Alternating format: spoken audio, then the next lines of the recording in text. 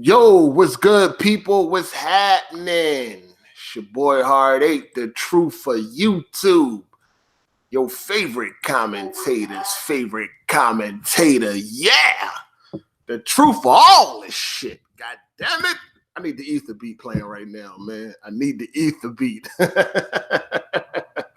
I need the ether beat. Yeah, go get your snacks. Go get your drinks. Relax. Kick your feet up. We're going to talk about some things, man. We might be here for a little bit. You know what I mean? A lot of shit to tackle. And I'm trying to, this is more like a, we're going to talk about it and then we're going to leave it at that. You know what I mean? We're going to go in depth about some things and then we're going to leave it at that. And, hopefully we can leave it at that because I ain't got no problem with going back and forth. I want all the smoke. You know what I'm saying? So, but I'm going to speak the truth, my truth and the truth. So help me God. So help me God. But we definitely going to be talking about Weapon Wheel podcast. Well, BG in particular. This don't really have nothing to do with anybody else on the podcast. Just Broken Games HD, man. If y'all don't know, shout outs to Wingy Gaming. Shout outs to Wingy Gaming. He got this new series where he's like pretty much interviewing people one-on-one, kind of like my doing hard time thing that I was doing at one point in time. So he did a one-on-one with Broken Games HD. Shout outs to Wingy. I thought he handled the situation very good. I thought it was a great video, great questions. So no problems there. I think Wingy going to be on the podcast this Sunday. So we'll probably talk about it there too and, shit like that. But, it's funny because BG said that none of this shit bothers him. He's not mad. He doesn't think about any of this. He doesn't talk about me and none of that. But as soon as he's asked about me, he got a lot to say. That's funny because he could have easily said, no disrespect, Wingy, but next question. All right, no disrespect, Wingy, but I don't want to talk about that. He could have easily did one of those things, but he wanted to talk because we know BG wants to talk. Like, it's only so long these fake ass niggas can pretend. It's only so long you can pretend how mature you are, right? You're so much more mature and everything's beneath you, yet you popped up on Black Bond's live stream to clown the great exposer, right? You did that live, called them names, had a lot to say about him, but you're so mature and above all of this bullshit and nothing bothers you and you're not mad and nothing, it's just you're not affected. It just nothing does nothing to you, like nothing. Nothing. You're so mature and so above this and you've got so much on your plate. You got a wife now and all this other shit going on, but yet you managed to pop up in Black Bond's live stream to clown the great exposer, but you got so much going on, right? Right. Hypocrite. I tell you, this dude's a fucking hypocrite. I know I got issues, but at least I'm comfortable with who I am. You either take it or love it. I mean, you're the take it or leave it. You know what I mean? I'm not going to try to be somebody I'm not just in hope that y'all like me. I don't really give a fuck if you niggas don't like me. You dig? I'm okay with that. You know what I mean? Until y'all not liking me affects my real life, then it doesn't really matter. I'm good. All right? So I don't care. So I could be me. I could say what I want. I could do what I want. I don't follow none of these YouTube rules or none of that shit. I could do whatever the fuck I want. I'm not trying to be YouTube famous and all of that. None of that shit matters. I'm okay. So I could do what I want. I could say what I want, and it's just that. You know what I'm saying? And I know how to fight. So if I happen to run into anybody ever, I'm okay. I'm all right. But he told a couple of lies on that Wingy's video. He definitely lied about that taxes shit. I never told that man that he's trying to be the hero because he took the taxes. I'm going to explain. We're going to get into all that. We're going to counter all that shit. But he tried to make it seem like I was just causing all of these issues, and now the podcast is more enjoyable and it's more fun to do because anytime something went left, I guess I was the reason for that, right? When Kid Smooth was threatening to blow Black Bond's kneecaps off, that was my fault, right? And when Black Bond was talking about Jack Move Johnny dead parents, that was my fault. And all the other shit that niggas went back and forth for with, that was my fault. You know what I mean? All that shit took place because I was there. Now that I'm not there, I'm guessing it's all kumbaya over that motherfucker. I don't fucking know. You know what I'm saying? But that's what he tried to make it. He tried to make it seem. So shout out to Wingy Gaming. I think he did a great job. So we're going to talk about some things, man. We're going to break down the character of Broken Games HD. We're going to break down his ego and his arrogance, because that's really the main issue here. That is really kicked all of this shit off. And that really kicked all of this shit off. BG's ego and his arrogance. You know what I mean? Oh, and the Patreon, starting that Patreon also played a big part in just people just blowing shit out of proportion. You know what I mean? A lot of shit that happened on Weapon Wheel Podcast, a lot of these issues, and I'm putting up the quote fingers, issues, they were never really a big deal to me, to the point where it's like somebody got to leave or somebody got to go or something like that. Like, none of that shit was really ever a big deal to me. Like, I grew up to where I'm fighting friends one day and we trying to beat each other to a bloody fucking pulp, and the next day we cool running around. So this shit that be going on in this internet shit, it's nothing for me to get over. I mean, I remember even with the Jack Move shit, people like, I don't know how you can be friends with Jack Move again when he tried to dox you. Like, that shit is not really a big deal to me. Now, I know when it comes to YouTube, if YouTube had like some commandments, like the 10 commandments, I know doxing would be like number one, thou shalt not dox. But to me, that wasn't really like a big deal. You know what I mean? It's like, okay, it was the wrong address, but even if it was the right address, you know what I'm like? I'm like, cool, go ahead. Go on Google Maps, see where I live. It look nice, don't it? That shit nice, ain't it? Yeah, I know. Yeah, go check it out. Like, I'm not worried about nobody showing up because I know most of the time these niggas ain't showing up. I never felt threatened. I never felt afraid or anything like that. 6-hour road trip shit. That shit was all hilarious to me. I was sitting here cracking up. I watched that video from time to time. It's funny as hell. I've never, so like shit like that, I can get over. Like, that's not a big deal to me. So nothing like that ever happened on the Weapon Wheel was really like some shit I couldn't get over. And it was like, you know, this shit is crazy. You know what I'm saying? It's not. But, you know, other niggas, it's funny because me and Smooth, we went through what we went through and we was able to get over it. We cool now, and the nigga even be on my podcast. But yeah, BG can't get over nothing. Like, what happened with me and BG that he really can't? What really is going on? What is really going on? You feel what I'm saying? Because Wingy asked him, he was like, pretty much, basically, Wingy was like, is there ever a chance that there could be like, pretty much like a reunion episode? And I don't really care if it happens, but just hypothetically speaking, can there be like a, you know, a reunion episode? And BG was like, nah, that can't happen. Like, but none of this shit affects you. You're not mad. You don't even think about this. You're not upset. But yet you couldn't even do a reunion episode if that was the case.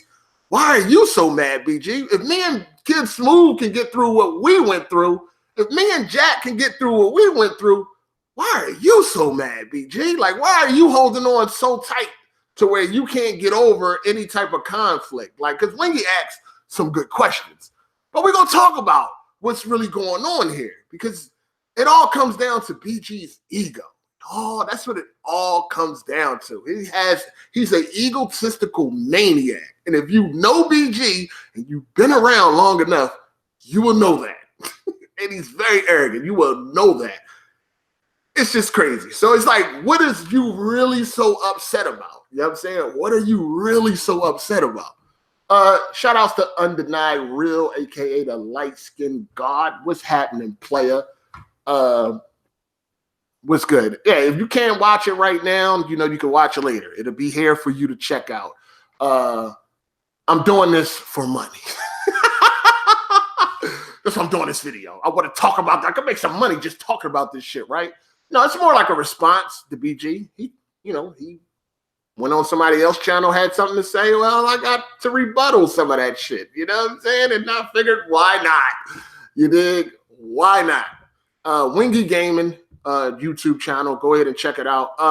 The video don't have a lot of views because nobody cares to watch BG. But you can go check it out now. That'll probably get a lot more views than BG was able to pull in. It's on Wingy Gaming. I think it's Wingy Gaming. I'm thinking.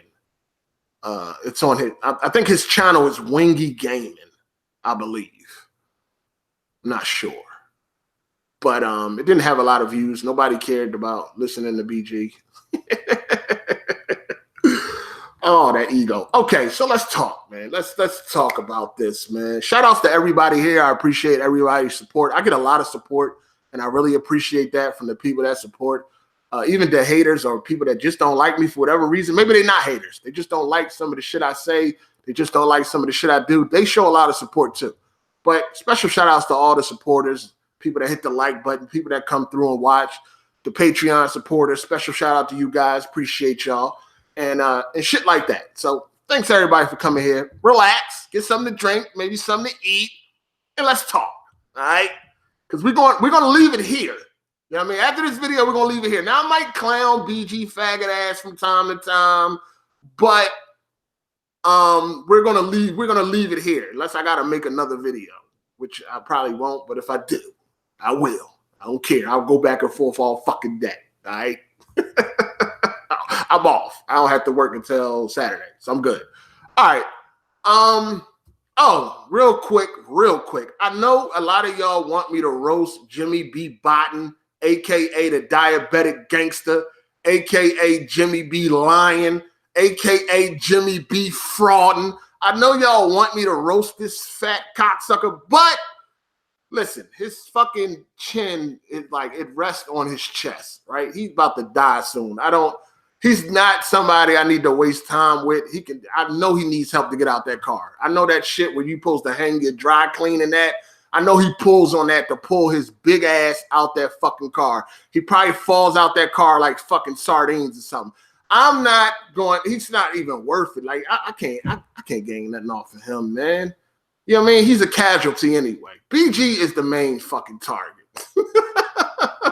BG is the main fucking target. The only problem I had with Jimmy is because he lied about who he voted against and who he didn't. He had to get exposed by Jack Boo fucking Johnny. Other than that, that nigga, he's a diabetic gangster, dog. Like he breathes heavy just sitting in the car, dog. Like he's squished up and it's like he like a fucking sardine in a can. Like y'all know I'm on my diet shit, right? So I'm talking shit about fat people right now. It's like, no. But no, listen, I be wanting to quit. Like this diet shit is hard, right? I be wanting to quit. You know, when I get motivation, I just go to Jimmy channel. I go to Jimmy channel and I look at him with his chin in his chest and I say, I got to keep at it. Don't stop now. Look at this guy. You want to be like this? No. Don't stop now. His chin rests on his chest. His titties is bigger than his girlfriend's, if he even got one. I don't think he even got one. Remember Monopoly, his girl never showed up. But anyway, that's my motivation. Jimmy is my motivation. Jimmy, I know you are a big tough guy, all right? I don't want no problems with Jimmy. That's my motivation. When I want to quit this diet, I go look at Jimmy and I get the strength to keep on going, all right? I'm telling you, he's the diabetic. They're going to cut a foot off or something. I don't want to be like that, all right? Jimmy is my motivation. That shit funny to me.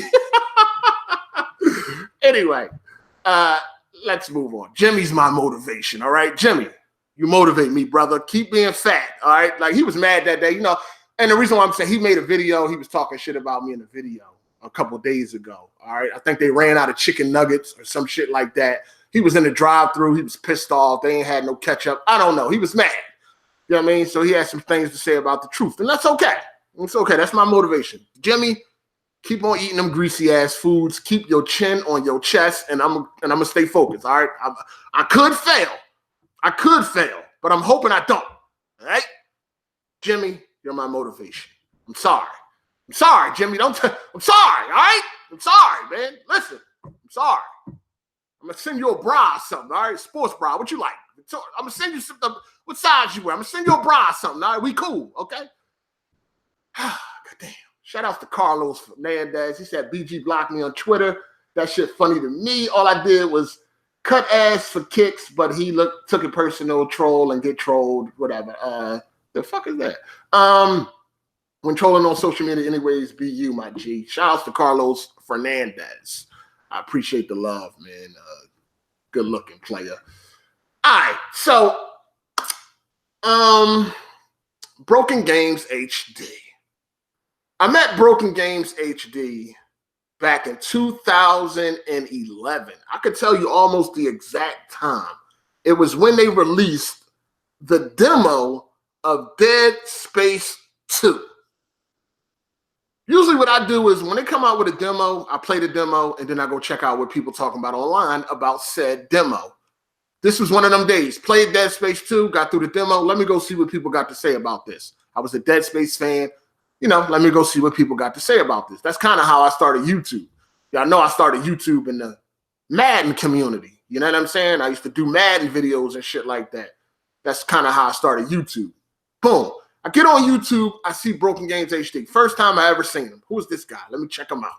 I check him out. Thought the video was hilarious. Not that I was laughing with him. Kind of was laughing at him because he struggled on the demo. Y'all heard this before. This ain't no lie. This is real shit. He struggled on the motherfucking demo. Like, it took him a while to beat this simple-ass demo. I thought the shit was funny. Look to the side of the video. I see a bunch of his videos. I'm like, oh, this dude got a lot of videos. Let me go check out something else.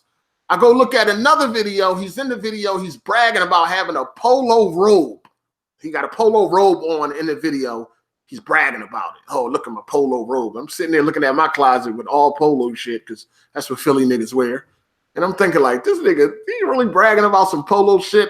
Now, what I did back then is something I would not do today, but I decided to jump in his DMs and clown him over bragging about having some polo. I was rough around the edges back then with this internet shit. You know what I mean? That's not something I do now. And I see shit all the time I don't agree with. I just leave it at that, keep it moving.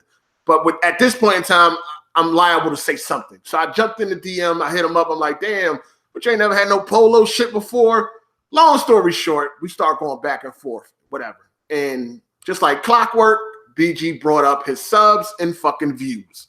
At the time, I had to start over because of the Jesus Bynum video. Well, no, because of the Chris Smooth video, my channel got deleted. So I had to start over. At the time, I had about 3,000 subs. BG had around 8,000. We going back and forth, and there wasn't no drama, like no beef or nothing. We just cracking back and forth. He started talking about his subs and views. I'm like, don't worry, I'm going to catch you and I'm going to pass you, whatever, whatever. Boom. I ended up doing that later that year. Moving forward, fast forward, he hits me up on Facebook and he like, yo, you want to do a dual com? You know, this was back when dual coms was like popping and shit. He like, yo, you want to do a dual com and shit? And I was like, yeah, that's what's up. We could do that or whatever. If memory serves me right, we never did this dual com, but we got cool. You know what I mean? We started playing games together. I remember even back then we were playing, we're fast forward in the year, because I think the Dead Space 2 demo came out around like February, January, something like that in 2011. Fast forward through the year, I remember we were playing Resistance 3 together. We got cool. That's when shit led to the Skype wars. This is when we used to be on Skype every fucking night. Y'all remember that Skype shit, right? That was the hangout. You know what I mean? That was the online chat. That was the hangout. Every night, whether you go to work, after school, whatever the case may be, we all migrated to that fucking Skype, and it used to go down. A lot of fun times, a lot of exciting times. Next Gen 720 used to be there. Funny, bitten type of fun. Like, we used to have fun in this motherfucking shit, right? Niggas arguing, going back and forth. Shit was crazy. Then, we got cool. You know what I mean? We got cool. Me and him, we shared a lot of the same, opinions on games for the most part and shit like that. You know what I mean? We got real cool. And we used to be around each other like in the Skype calls a lot. Fast forward, we ended up doing it. Me and BG started a podcast together way before Weapon Wheel. It was called The Main Objective. Y'all remember that? I don't know. Some of y'all might. Y'all remember The Main Objective? Me and BG started a podcast. It was just me and him. We only did one episode. It got around 2,000 views.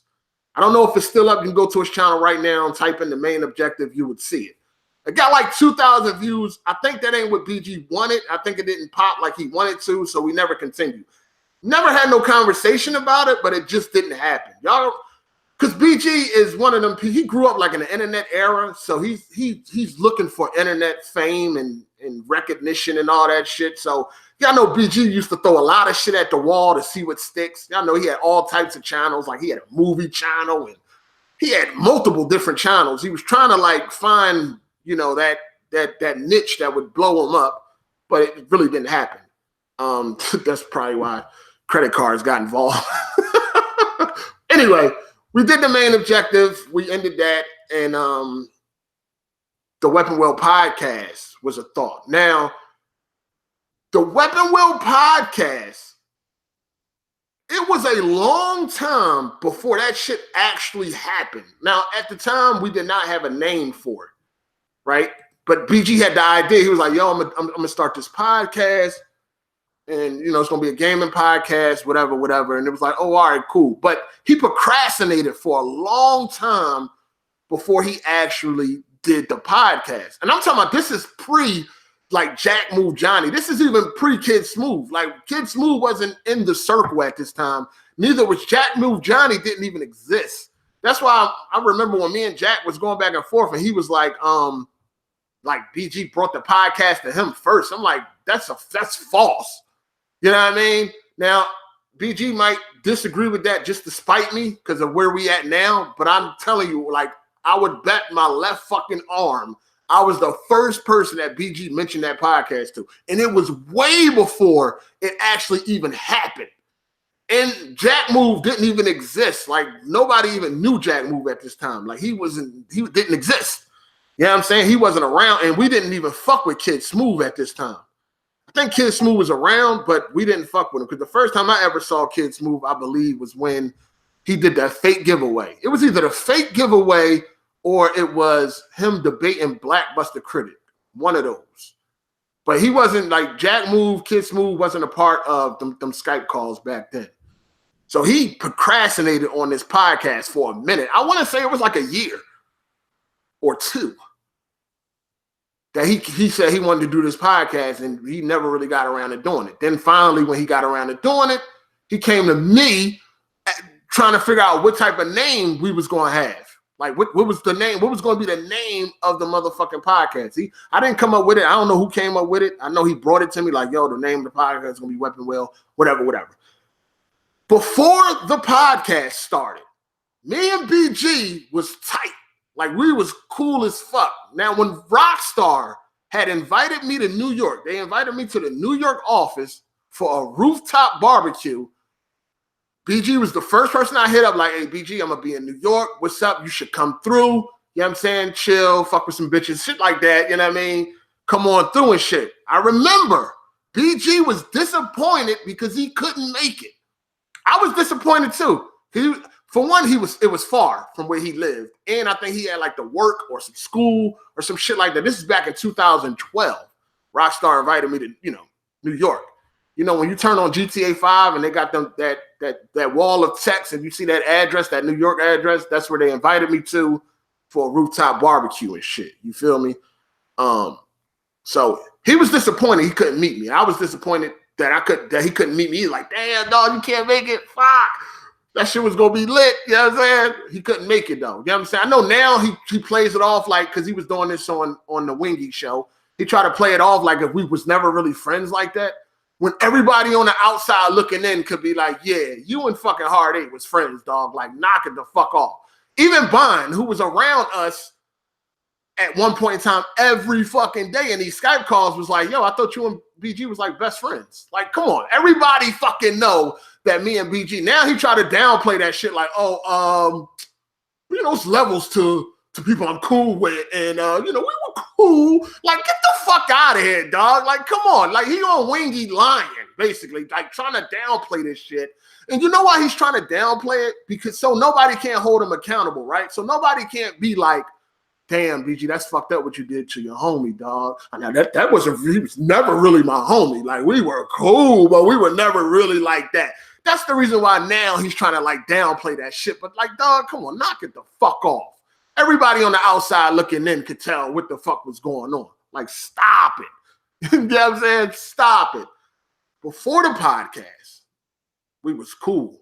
Ace, Boom, Coon, we was good, right? No motherfucking issues, nothing. You know what I'm saying? We was squad deep. Once the podcast started, that's where shit went left.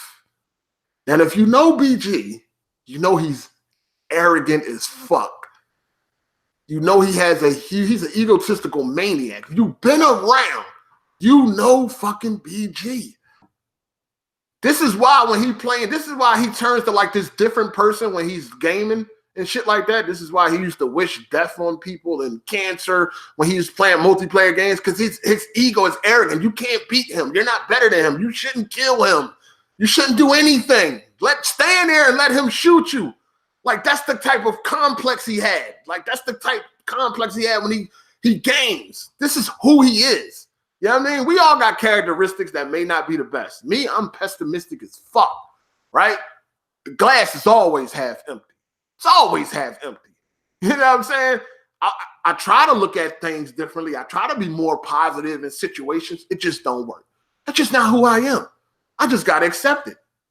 And BG is one of them people that got an ego that it will never change. It's still, no matter how much you try to suppress it so you can look cool for y'all, it'll never change. It's there. It's right there. That's the reason why he jumped in Blackvine fucking live stream to roast the Great Exposure. Like, all this fake mature shit he's on, that shit is fake, dog.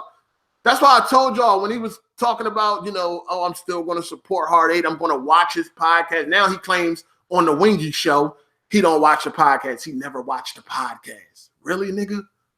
Really? You fucking have made comments that was based on shit that went down on the podcast. You know what I'm saying? Now, whether he watches or not doesn't fucking matter, but why are you lying? You can say, yeah, I checked it out a few times. Did you never watch it? Bullshit. Because we know, and he has admitted that he will stealthily be in a live stream to see who is talking shit about him so he can block him. He has admitted to this, so we know goddamn well he done been to AGS. Stop it. Stop it. And somebody did some investigation too, right? Y'all know we just had One Up Chuck on the podcast. Somebody did some investigation. Before the podcast, BG was not following One Up Chuck. One Up Chuck was following him, but BG was not following him, right? After the podcast, now BG follows One Up Chuck. Coincidence? Maybe. But I think not. And just so happened that One Up Chuck was just on the podcast a couple of days ago. So it's like, nigga, you're lying. You know what I'm saying? You're lying. You checked it out. Stop it. It is what it is. So once Weapon Wheel started, right away, I was the favorite. Right off the bat. Hard 8 is the favorite. Hard 8's the funniest. Hard 8's the most entertaining. This is what other people saying. I wouldn't watch it if it wasn't for Hard 8. This, that, and the third.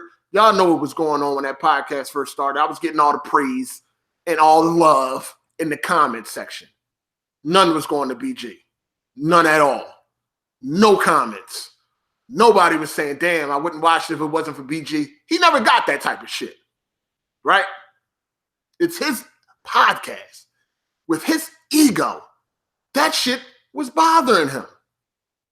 That shit was pissing him off that it's his podcast and ain't nobody giving him his props for the podcast. Y'all keep giving Hard 8 all the props, but it's my podcast. What about me? Right? And this shit was bothering him for a while because this is when everything went left. Once the podcast started. Coincidence? Coincidence. Before the podcast, we tight as a motherfucker. As soon as the podcast start, issues. Now I'm gonna lay out the evidence. You can take it for what it is. So he never liked that type of shit, right? So he started to hate, and he started to do what? Curse you the fuck out block you or both if you complimented me in that comment section. Because I used to be in the comment section when the podcast first started. BG never used to respond to any of that shit. Once it got to fever pitch level where his ego wouldn't allow that shit no more, what did he start doing? Anybody in that comment section that was giving me props for the success of the podcast or why it's so funny or why they love it so much, what did BG start doing? Cursing you the fuck out. What else did BG start doing? Blocking your fucking ass. Why? In everything, in anything, people have their favorite. I used to see some people say their favorite was Jack Move. I used to see some people say their favorite was Black Mind. Did that ever make me mad? No. It's like, that's what's up. We got a strong team. But what didn't I see? I never seen BG attacking anybody that gave Bond or Jack Move props. Never. But if you would give me props, that nigga would fucking have a conniption. It's people just watching right now. You got blocked because you said I was your favorite on Weapon Wheel. That's when he started to hate, and he didn't even realize he was hating. That's when BG started to say shit like, and y'all can attest, oh, everybody think Hard8 can do this by itself. Hard8 can't do this by itself. This ain't all about Hard8. Hard8 can't do this by itself. That's hating. Well, make your own podcast. Do it yourself. You can't. I mean, everybody can talk about it, but they can't do it. Remember he used to say shit like that? That's pure hate. Oh, Hard8 can. Well, how you know I can't do it by myself? You know what I'm saying? Why you hating?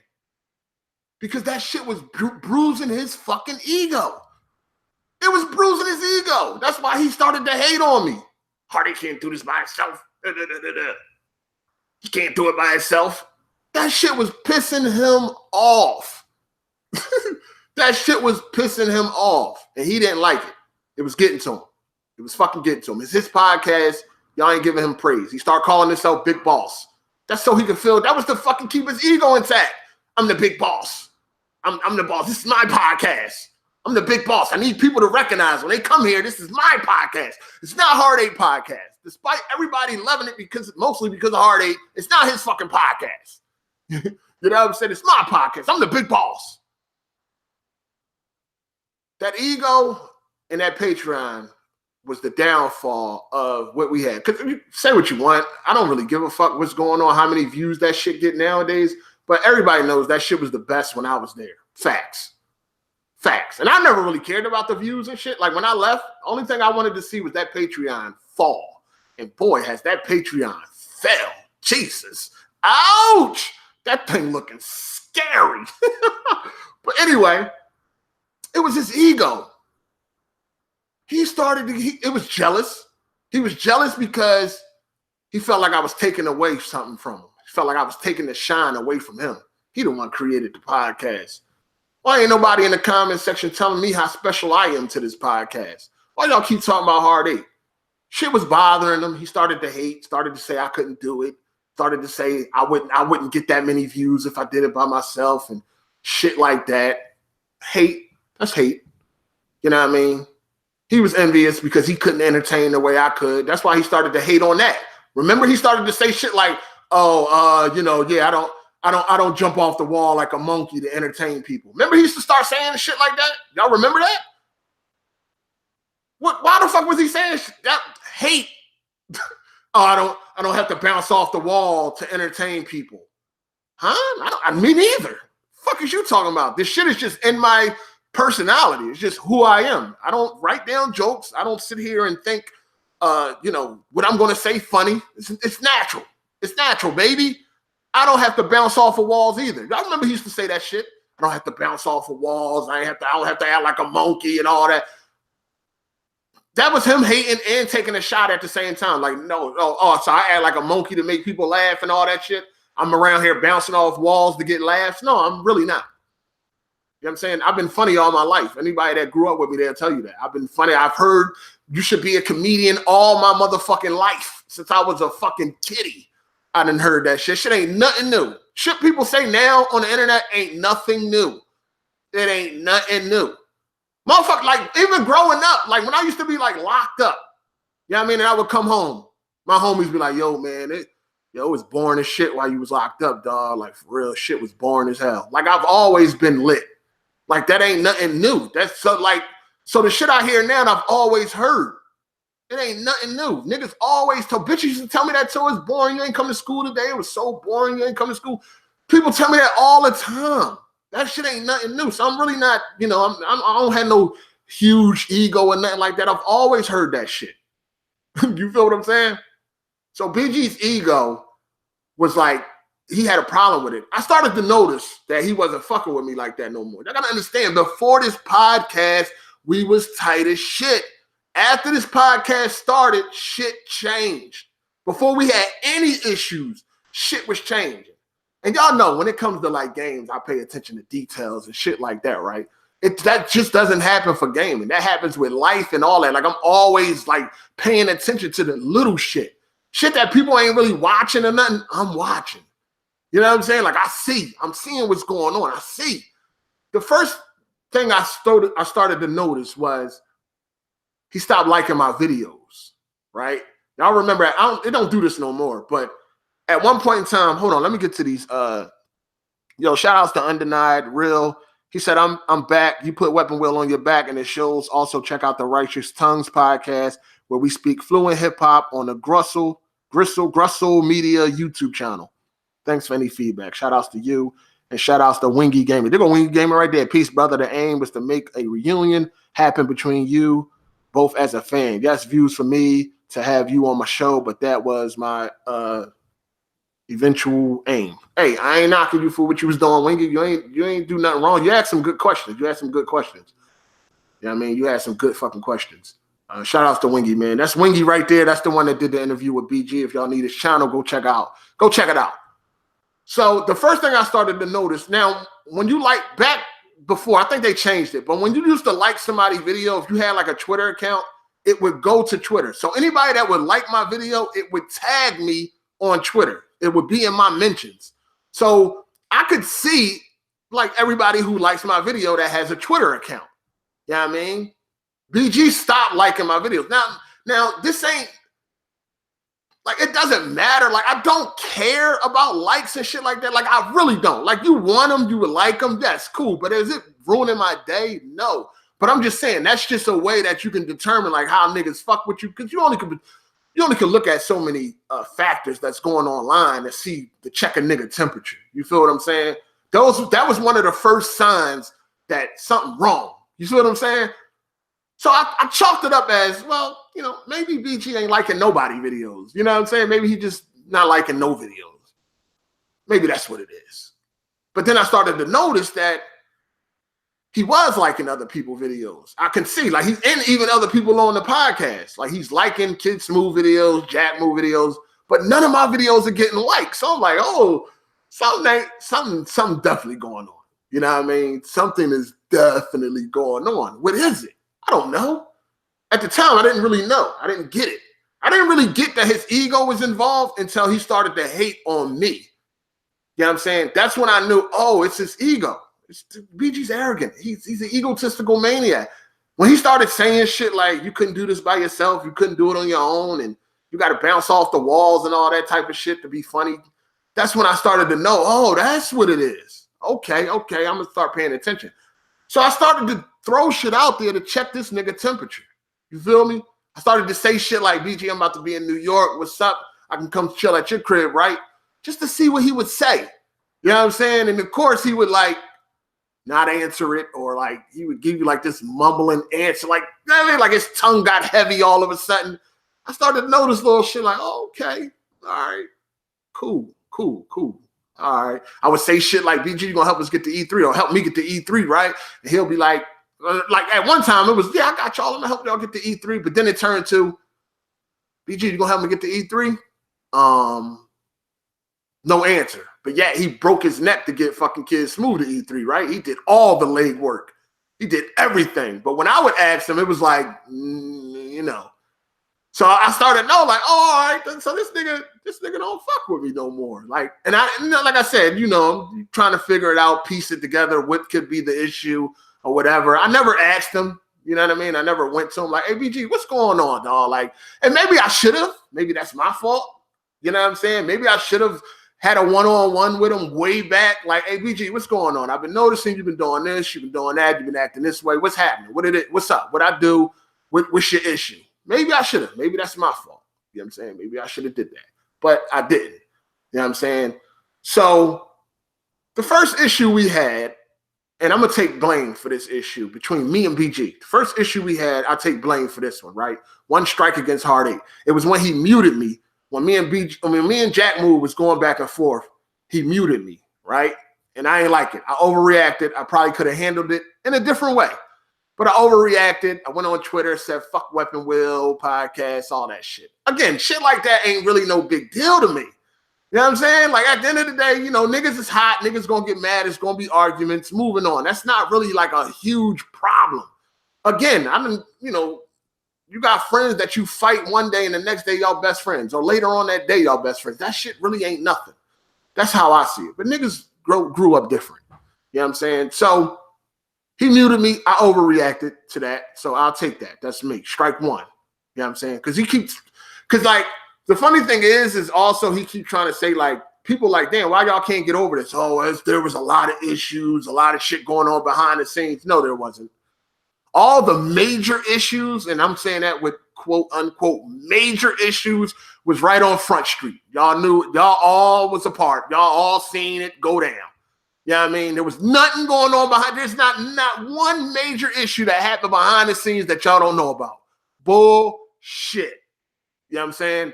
Bullshit. That's just another way of him trying to make it seem like shit was just out like the worst. You know what I'm saying?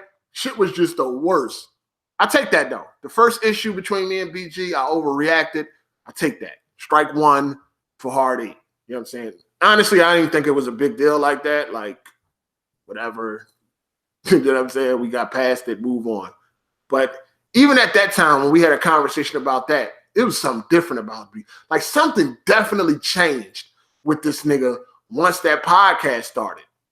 Like, once that podcast started, he changed. Like, he wasn't fucking with me, dog. Like, that's just a fact. You know what I'm saying? He was not. And like I said, once it reached to that point where he couldn't take it no more, he started to lash out at people in the comment section that would praise me for the podcast success. You know what I'm saying? So we had that problem. So I'm going to take that. Now, moving on. Me and Jack Move. The first problem me and Jack Move had, right, was because of Resurrection. Resurrection, right? Resurrection was attacking goddamn everybody on the podcast. Damn near everybody on the podcast. This nigga was going at BG. He was going at Black Bond. He was going at Jimmy. He was going at, I think he went at Kid Smooth. He was going at everybody on the fucking podcast. But yet, Jack Move was still cool with this nigga. So I'm like, yo, why are you fucking with this? This dude is trying to destroy something that you are helping to build. Why are you fucking with this dude? You know what I'm saying? Like, this nigga is coming at the squad. He's coming at the gang. You know what I'm saying? He's coming at the team. Why are you fucking with this nigga? So I felt like Jack Move was only fucking with him because he was giving Jack Move money. I'm like, that's why you don't want to cut him off. Because, you know, you want the money. You ain't about to fuck this money up for nobody, I guess. Like, fuck the integrity of the podcast. Fuck having respect for the podcast. Fuck all that shit. The only thing that matters is you get that check. You know what I mean? He donating, you turning the other cheek. That's what I felt.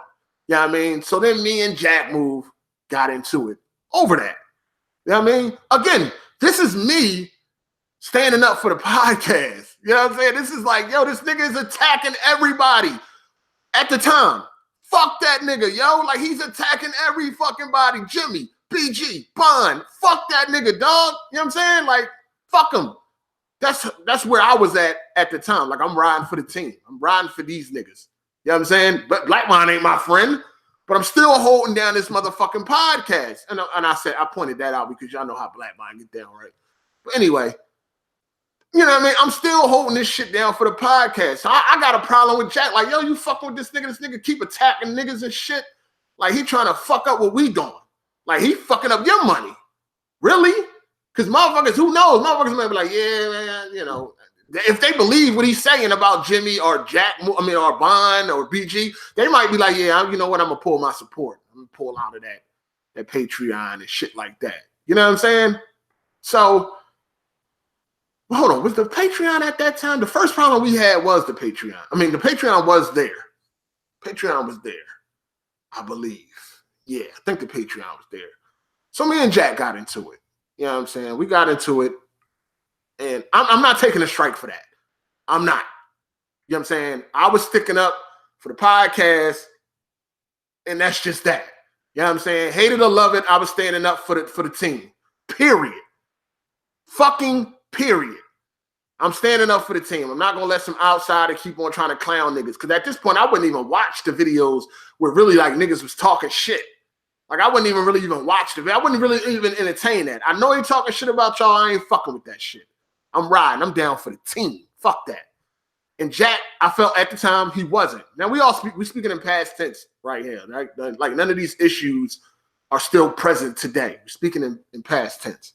So I'm like, nah, fuck that. He coming at the team. Fuck that nigga. You know what I'm saying? He ain't coming on a podcast. None of that. I'm riding for the team. Me and Jack we get into it, and we got over that.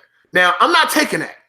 I'm not taking that. Now BG will give me that. That's my fault. I started that. That was one of the issues. Because remember, he said it piled up when he was on Wingy. Shit piled up. So I'm you know what I mean? They gave me that one. Even though I'm sticking up for the team, clearly, they would give me that. I was the troublemaker in that. When I started that, I was the bad guy in that one. I don't feel like I was the fucking bad guy. Nah, I'm sticking up for y'all niggas. Fuck is y'all talking about? You know what I'm saying? Nah, I ain't the bad guy. So I'm not taking that. I'm not taking that. Moving on. Before the Patreon started, right? There was never, listen to me. There was never any type of talk about anybody being suspended or anybody being removed off of the podcast. There was never no mention of that. Remember, BG's famous words of nobody's never getting kicked off the podcast. I don't care what y'all say, blah, blah, blah, blah. Something like that, verbatim. You know what I mean? I remember BG used to say that. Nobody's getting kicked off the podcast. Stop asking me, blah, blah, blah, blah. Before this Patreon, there was no talk about nobody getting suspended, nobody getting kicked off. There was never none of that. Niggas have heated arguments. Move the fuck on. That's going to happen. You got a bunch of dudes together at times. They're going to disagree. Niggas are going to argue and get in a shouting match. That shit ain't nothing. Again, so the way I grew up, that shit ain't nothing. That ain't nothing. Niggas call each other names, move the fuck on. The next day, the next week, we all laughing and joking again. That shit ain't nothing. You know what I'm saying? So before that Patreon, there was no talk about nobody ever getting suspended or sitting out for this week or we need to vote him off or anything. Y'all remember, like, we're just moving on, right? Moving on. We're going because I'm jumping the gun a little bit. But before that Patreon, there was never none of that shit. There was never none of that shit. Ain't nobody getting kicked off or none of that. Like and didn't we pride ourselves on being different? Wasn't that what we prided ourselves on? We wasn't like any other podcast. We wasn't politically correct. We wasn't following the norm or none of that. Yeah, we was rough around the edges. Yeah, we was fucking dysfunctional and shit like that. But that was part of the fucking charm. You know what I mean? Wasn't that what that was what we did? We wasn't nothing else. We wasn't trying to be nobody else. You know what I mean? We was trying to do our own fucking thing. That's kind of what separated us. Because everybody has a fucking gaming podcast. You know what I mean? So we got to be different somewhere. You know? So moving on. The next issue I had was the gamer lives matter.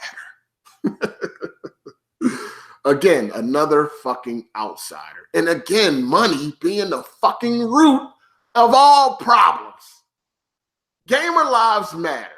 So, Gamer Lives Matter came into the community and he was clout chasing. whether it's a bad thing or not, he was using what he knew how to use to get recognition. And his thing was throwing money around or creating these challenges, right? Gamer Lives Matter he's the one behind the Kids Move Uncharted challenge, which was very entertaining. And Gamer Lives Matter wanted you to know I'm the reason that this entertainment is happening. And he got on the Crumb side, he got I guess you could say Crumb side famous for being for giving out a lot of money and giving out these challenges that had a lot of money on the line, to the point where motherfuckers started like all of a sudden Gamer Lives Matter became a friend. Everybody used to be like kind of harassing him to give them a challenge. I even seen Erica, whatever her fucking name is. She was even on Twitter begging, give me a challenge, Gamer Lives Matter. Can I get a challenge? Like this is what I mean. So he became kind of popular on the Crumb side, known for like, you know, these challenges and shit, right? Because the Kids Move challenge was a big deal. You know what I'm saying? It got a lot of views. It was very fucking entertaining. And Gamer Lives Matter wanted you to fucking know that he was the reason that it was even happening. That was his way of being, of coming into the community, right? So, based on the success of his first challenge, now he wanted to go big. Because mind you, like I said, he's getting notoriety.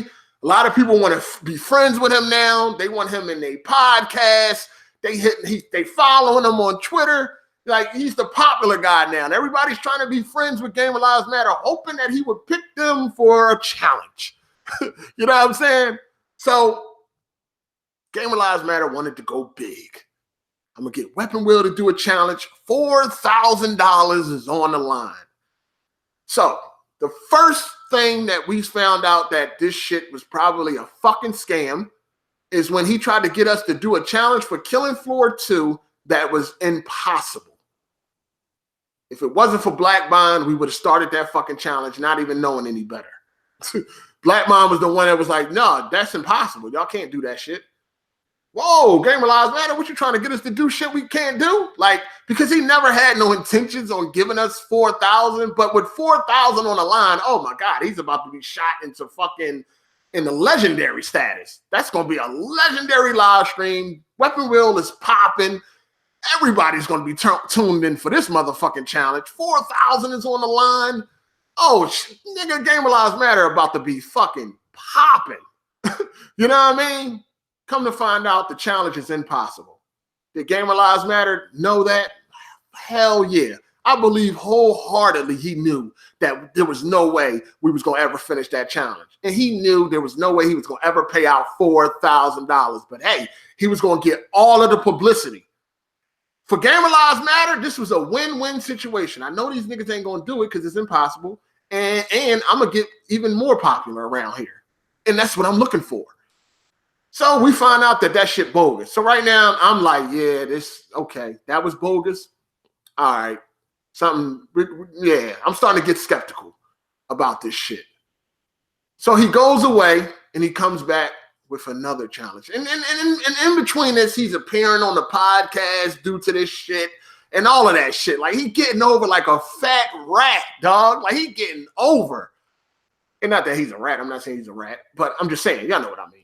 So I'm like, nah, hold on, something ain't right. So he gives us another challenge. And that challenge is deemed not possible in the time that was allowed. So then we finally get to a challenge that is possible. So now it became, okay, you have to give the money to a third party, somebody that we can trust, to make sure that we get paid if we beat this fucking challenge. Because he could just run off. He can run off on a plug. You dig? So I talked to Gamer Lives Matter and we agreed to Red Infamy. Yeah, no problem. Red Infamy can hold the money. That's cool. Boom, boom, boom, boom. Get in contact. Tell Red Infamy to get in contact with me. Red Infamy was ready to get in contact with him. She was on board. She was down to hold the money, to make sure that if we lose, he get his money back. And if we win, we get our money. You know what I'm saying? Then once she became on board and he seen there was no way he can weasel out of that, he started some more bullshit. Now he don't want to give Red Infamy the money, and it was a whole bunch of bullshit. At this point in time, I'm like, yo, this nigga is fraud. Till this day, 2019, nobody has ever seen that $4,000. That was we've never seen it. Never, ever seen it. Of course, y'all already know the famous, he came to my city. My city is Philadelphia. But anyway, he came to my city to show me the money. I didn't want to waste my time to go meet him because I already knew the shit was fake and bullshit. By the time I did think, you know what, let me just go meet this nigga so I can prove to everybody that this shit is without a shadow of a doubt bullshit. But by that time, he was already gone. You know what I'm saying? I was never scared to meet no Gamer Lives Matter or nothing like that. He never wanted no problems like, yo, come meet me, Hard8. We can box. And it was never nothing like that. It was never no violent shit. All right? Gamer Lives Matter wanted to meet me way before then. And I didn't meet him then when he wanted me to sign my Weapon Wheel t-shirt. I didn't meet him then. There was no drama then. So, people say what they want. They can believe what they want. I'm not scared of no man. We all breathe the same air. I don't care. Win, lose, or draw, hickeys, busted lips, and scars. I ain't scared of nobody. I'm not saying I could beat the whole world, but you're going to have to whoop my ass, dog. That's just a fact. Ain't nobody punching me in my face, and I ain't doing nothing. Ain't none of that happening, dog. It's just not. You know what I'm saying? It's niggas out there that will beat the fuck out of me. I know this, but they're going to have to do it. Like, if they disrespect me, we're going to have to fight. Like, real talk. Like, I'm serious. Like, that's just how I grew up. That's just how I grew up. Mike Tyson can come right now in my face and mug me or some shit, and I was still on Mike Tyson. I know he's going to knock me out, probably break my jaw, all that, though. That's just what's going to have to happen. At the end of the day, he going to respect me, though. You know what I'm saying? At the end of the day, he going to be like, damn, I respect the nigga. You know what I'm saying? Most people would have just curled up and tucked their tail and ran off. That's all I want. All I want is my respect, dog. That's all I want. Win, lose, or draw. Just give me my respect. That is it.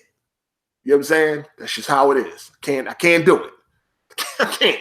So anyway, Gamer Lives Matter shit. I'm like, that shit is bullshit. Jack Move and BG wanted to keep fucking with Gamer Lives Matter. Like, this nigga was still a mod. He still was coming on the podcast. And I'm like, yo, why are y'all dealing with this nigga? Like, he ain't got no money. He ain't got this money. He ain't giving us this money. This nigga is banned. Like, fuck that nigga. Of course, they going against, they arguing with me. Oh, BG, like, oh, give him a chance. This. I'm like, what? Now, at the same time, Gamer Lives Matter was still donating. He was still hitting that super chat for BG, and he was still doing the same thing for Jack Move. So, again, my thing is y'all giving this nigga a pass because he's giving y'all money. Right? That's when I started saying these niggas was, what I was saying? I think I was saying these niggas was tricking or some shit like that. Y'all niggas tricking for money now. You know what I'm saying? Shit go left. Me and Jack Move get into it. Again. Me and Jack Move get into it. This is the famous, I'm ready to take that 6-hour road trip. He docks me and all that shit, right? Mind you, again, if there was a 10 commandments for YouTube, doxing would probably be number one. Thou shalt not dox. That's like the highest form of a no-no when it comes to YouTube. Jack Move tried to dox me. He was, wishing death on my family and murdering people and a whole bunch of crazy shit. Shit was hilarious. Whole bunch of crazy shit. He quit the podcast and all of that shit. Again, people used to try to say like, it did get to a point where I was on Weapon Wheel for the money, right? It didn't start out like that. Actually, it started out as a favor. Y'all remember, we didn't get paid for Weapon Wheel for a whole year and a half. A whole year and a half. No money was involved. I was doing that as a favor to BG because that was my homie. So I was looking out for BG. So Jack Move, he did what he did. He wasn't going to come back. Now, if I was so much about, like, I'm about my money, what I earn, but I'm not really trying to take money from nobody else. If I was like that, I would have just let Jack Move stay where he was at because he had already quit the podcast. Never once did it cross my mind like, oh, shit, Jack Move quit? That's more money for me. Fuck it. Let him stay out. Never once did that cross my mind. Nope. Went, talked to Jack Move, had a conversation. Jack Move, you got to come back. He never missed a fucking week.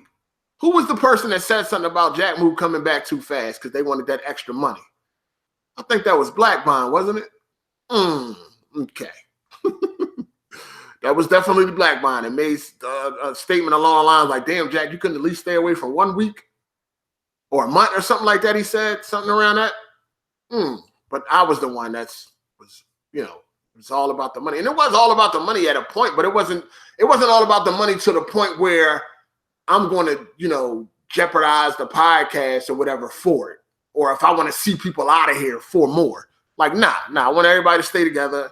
If I got to get less money to keep everybody together, that's cool. I'd rather keep everybody together. Never once did I think Jack Move quit, I can get more money. Fuck it. I've let him quit for a while. Nah.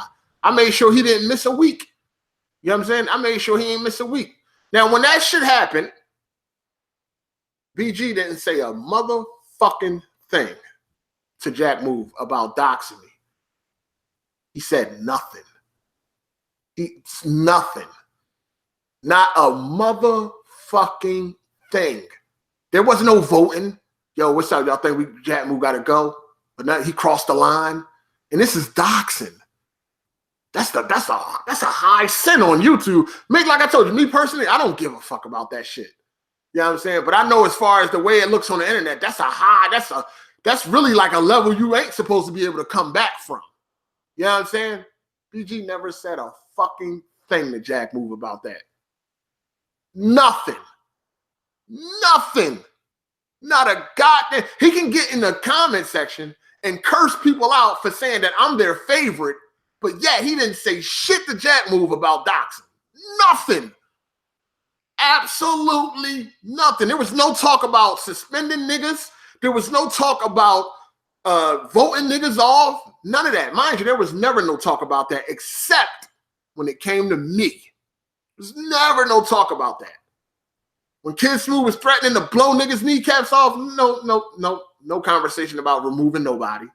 When Bond was talking about Jack Move dead father, no conversation about removing nobody.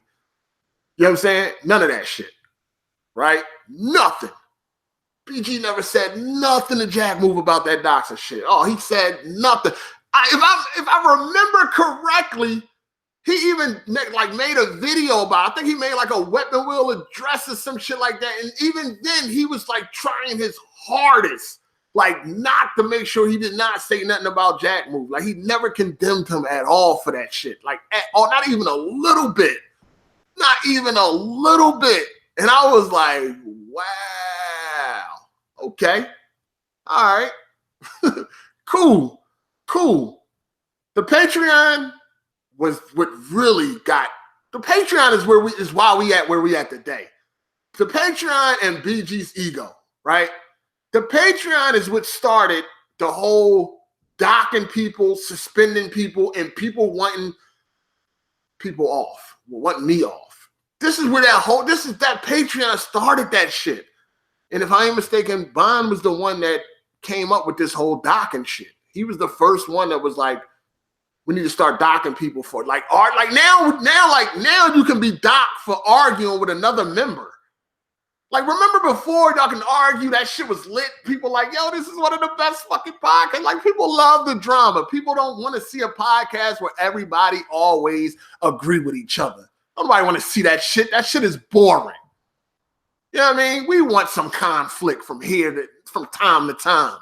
We love this drama on the crumb side. All this kumbaya shit, we don't want that. Fuck out of here. We don't want everybody agreeing with each other on everything. We love some of this conflict.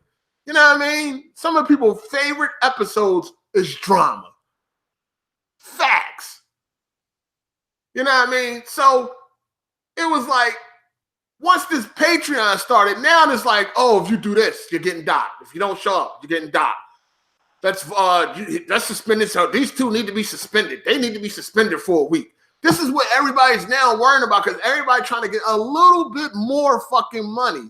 And they don't care who the fuck they got to throw under the bus, suspend, or any of that to get it. You know what I'm saying? Like, I'm telling you, if that Patreon wasn't there, there would have never been no vote this person off or vote that person off. That wouldn't have never fucking happened. Wouldn't have never happened. Motherfuckers was thinking about the extra little coins they can get. That's why the seed where that Patreon is at today is very fucking enjoyable.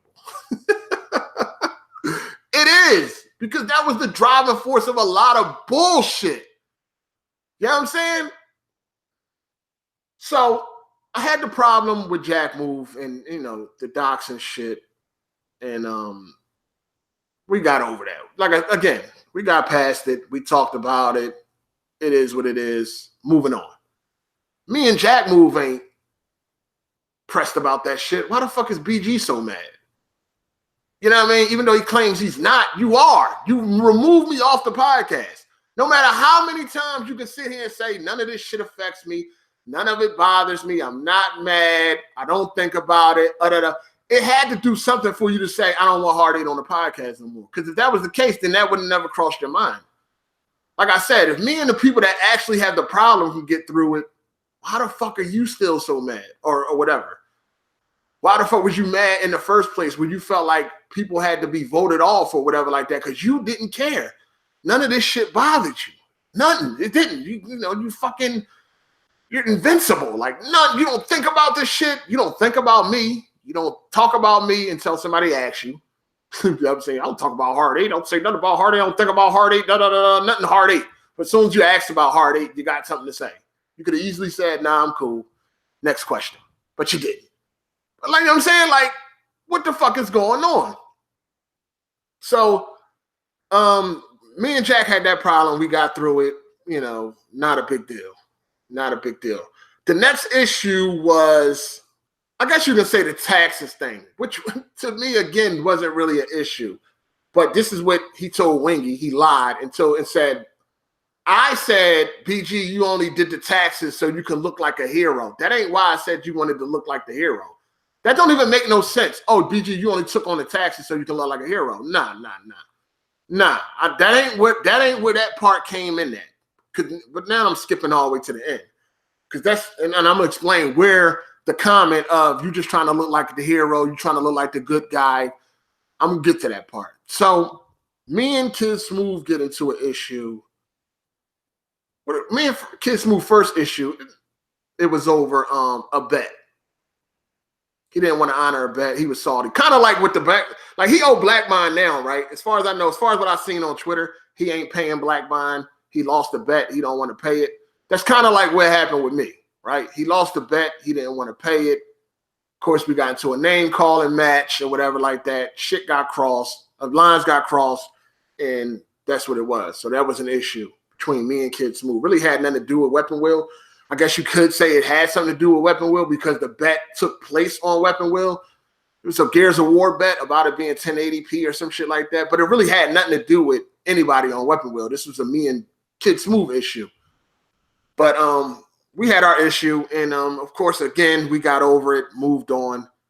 As far as that one, I took the blame on that one. That was my fault. I take that strike on that one.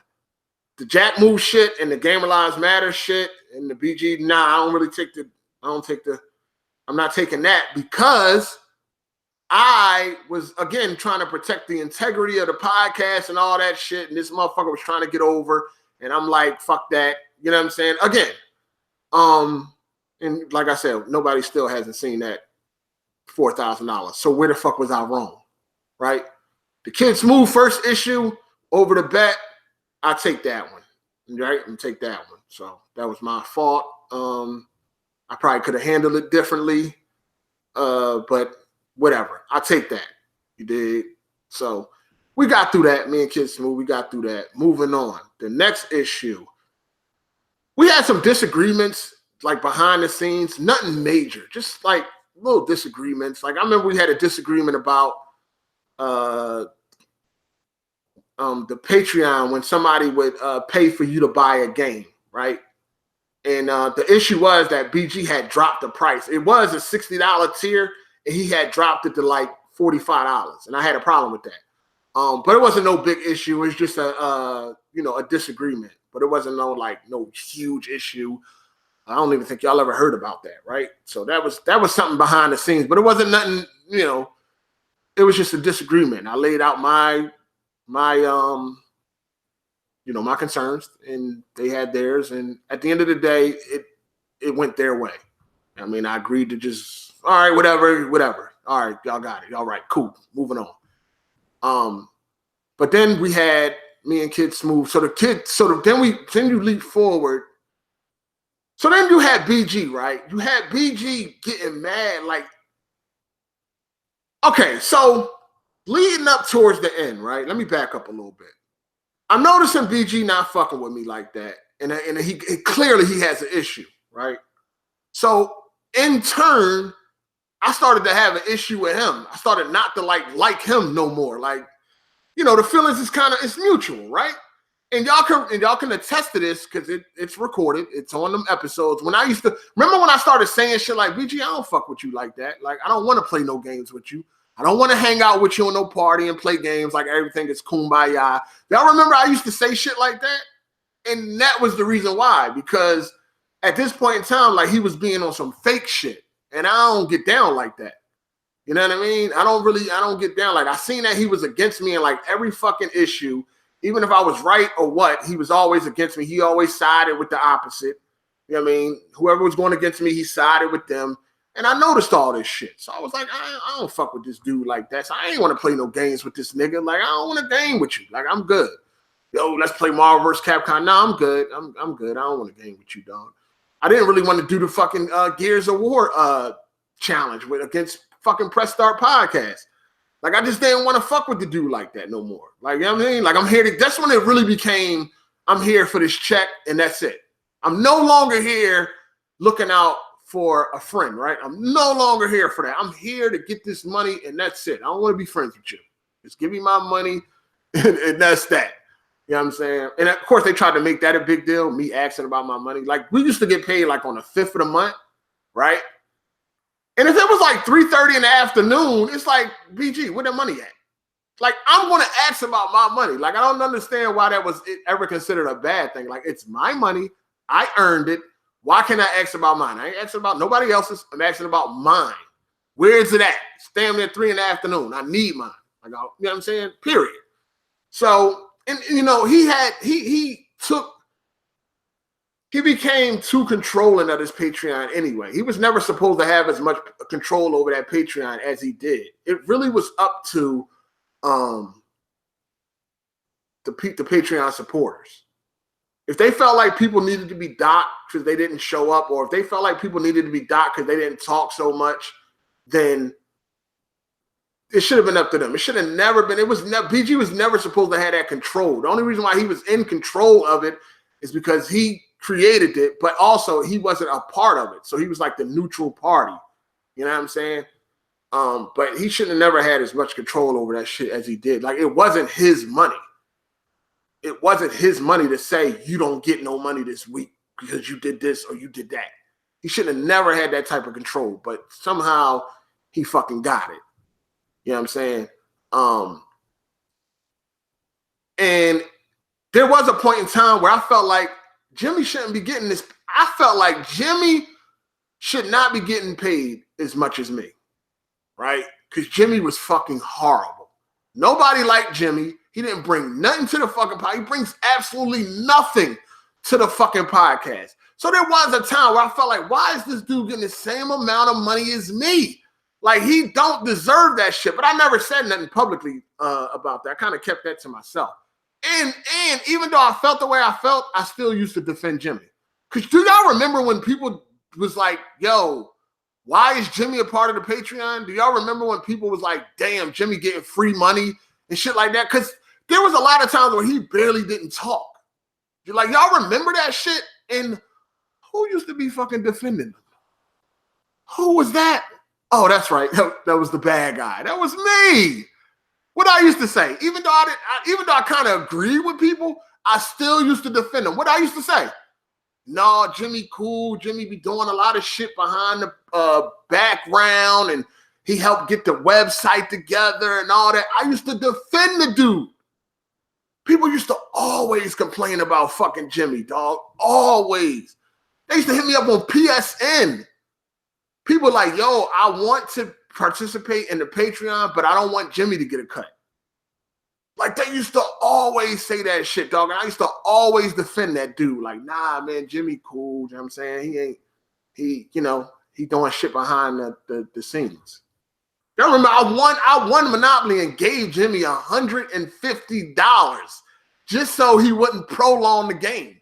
Do y'all forget? Like, this is like, do he forget? I gave this nigga $150 that I didn't have to give him. I already won the game. Jimmy, just quit now. It's over. Hunt, take $150. I didn't have to give him that. I could have burnt him. Yo, with that 150, nah, dog, I ain't giving you shit, nigga. Fuck out of here. But that ain't me. You know what I'm saying? Again, the bad guy just gave away $150 that I didn't have to give away just so we can end the game right now because I won. It's over. Why are you prolonging it? Hunt, if you give up right now, I'll give you this $150.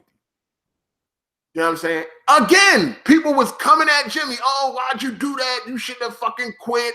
Blah, blah, blah. And I was defending Jimmy then. I'm like, yo, the game was over. It was nothing Jimmy can do. Y'all mad at Jimmy for something he had no control over. I was defending him then, but I'm the fucking bad guy. Nah, I'll stand up for what's right is right.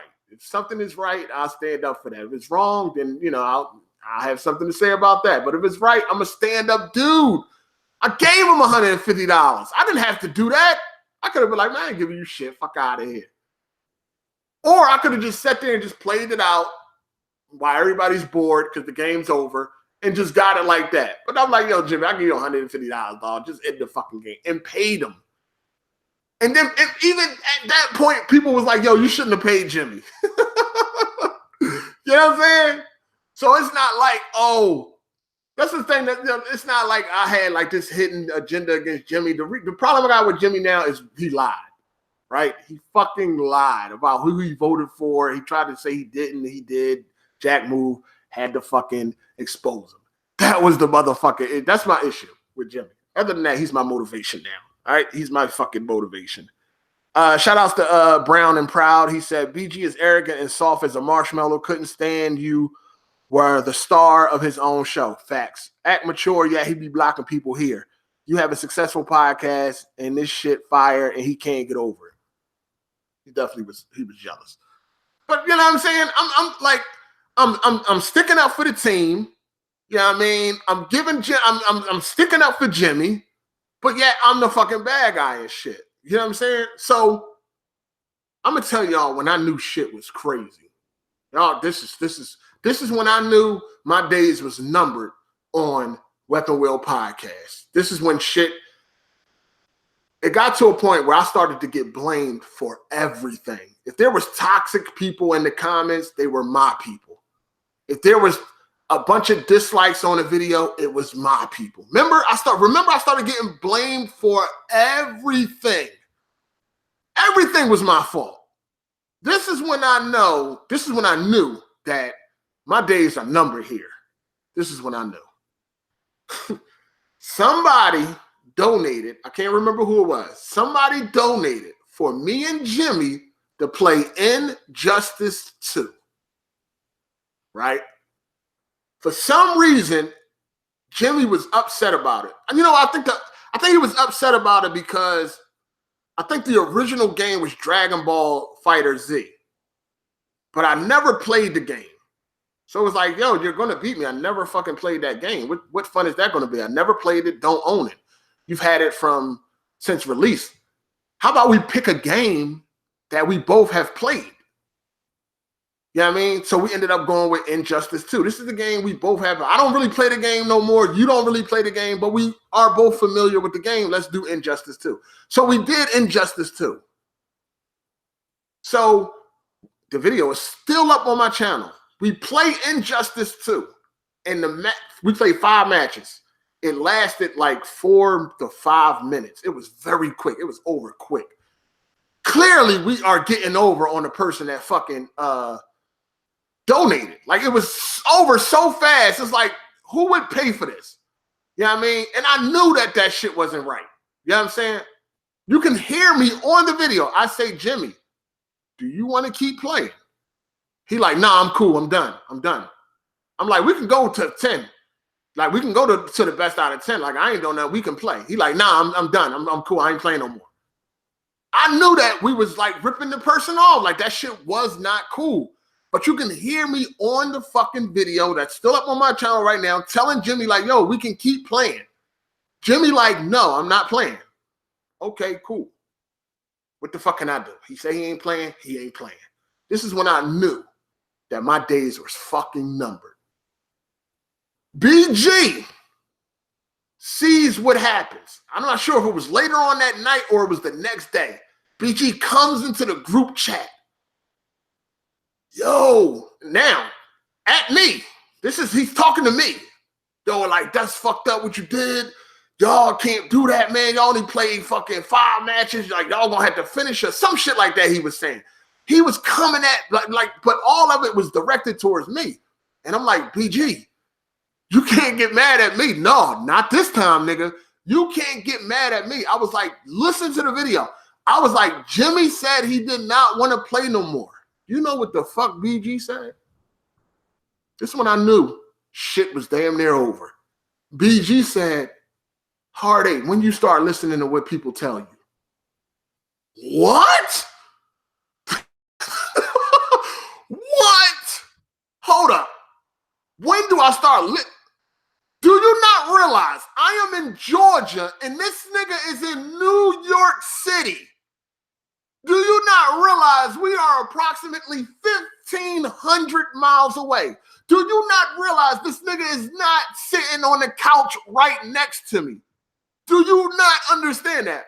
He said, Hard8, when did you start listening to what people tell you? Again, he was not trying to hear that it was not my fault. He was trying to blame me for that shit happening, even though I'm on video telling Jimmy, let's finish playing, and Jimmy is saying no. He would not direct his fucking anger towards Jimmy. He tried to put that shit on me. When you start listening to what people tell you, as if I could have made Jimmy play. I was like, wow. I was like, you really sitting here trying to blame this on me when I'm actually on video telling Jimmy, let's keep playing, and he is saying no? Wow. That's when I knew. I'm like, yep, this shit is this is about to be over. This shit is about to be over. Cause then I'm like, hold on, like this shit, I'm starting to feel some type of way now. Like, it's like, hold up, dog. Like, you think I'm sweet or something, right? Like, you're not going to keep trying to blame everything on me, dog. Like, that shit was not my fault. And I told BG, I'm like, you cannot blame this shit on me. Nope, not this time. And he tried anyway. He tried anyway. The nigga said, Hard8, when you start listening to what people tell you, what? I said, what? You really trying to put this on me? What? You can go listen to the video right now. Injustice 2, 1v1, me versus Jimmy. Go to the end of the fucking video. You can hear me saying we can keep playing. Because that shit was over fast as fuck. And Jimmy was like, no. And BG still tried to blame me. Not once did he say, hey, Jimmy, you can't be doing shit like that. Not once. Not once did he single Jimmy out for doing that shit. Not once. At all. He never said, hey, Jimmy, you can't do that, man. Like, no, Jimmy, that's fucked up what you did. No, Jimmy, you can't do shit like that. Jimmy, you're going to have to run it back. Nothing. He never said nothing to fucking Jimmy about that shit. I was like, wow. This nigga really tried to blame me. Like, it was my fault that a man 1,500 miles away saying, no, I'm not playing no more. What the fuck can I do? Reach through the phone and make Jimmy play?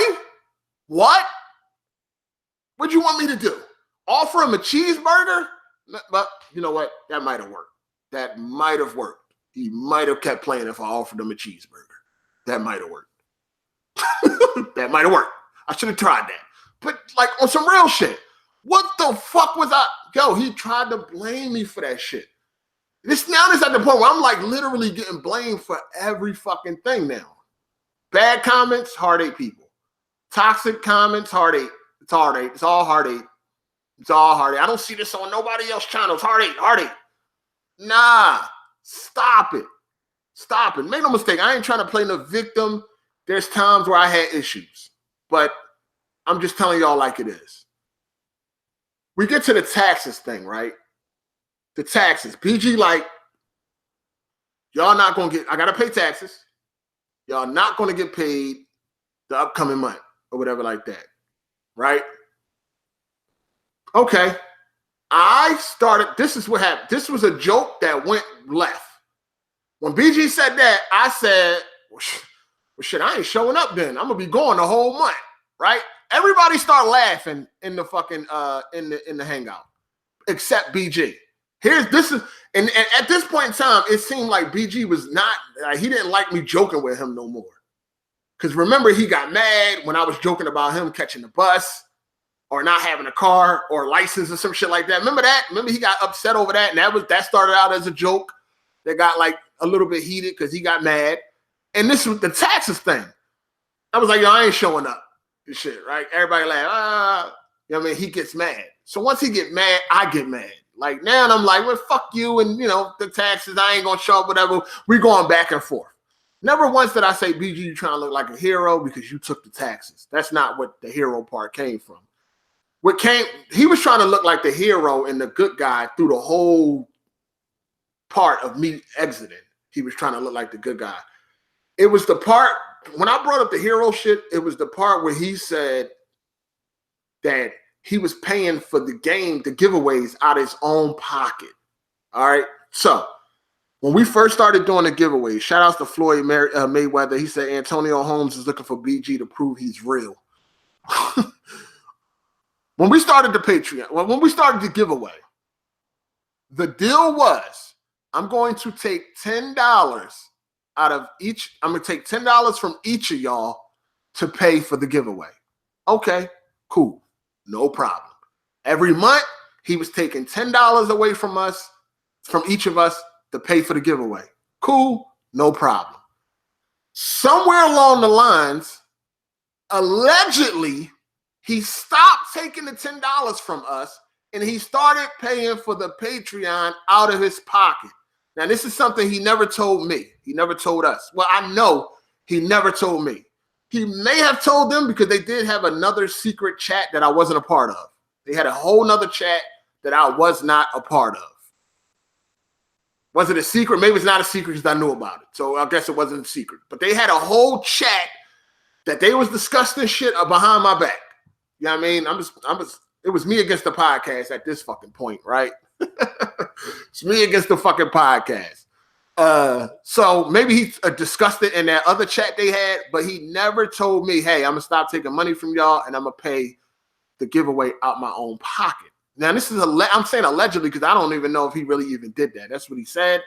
I ain't see no statements and nothing to prove that, but allegedly.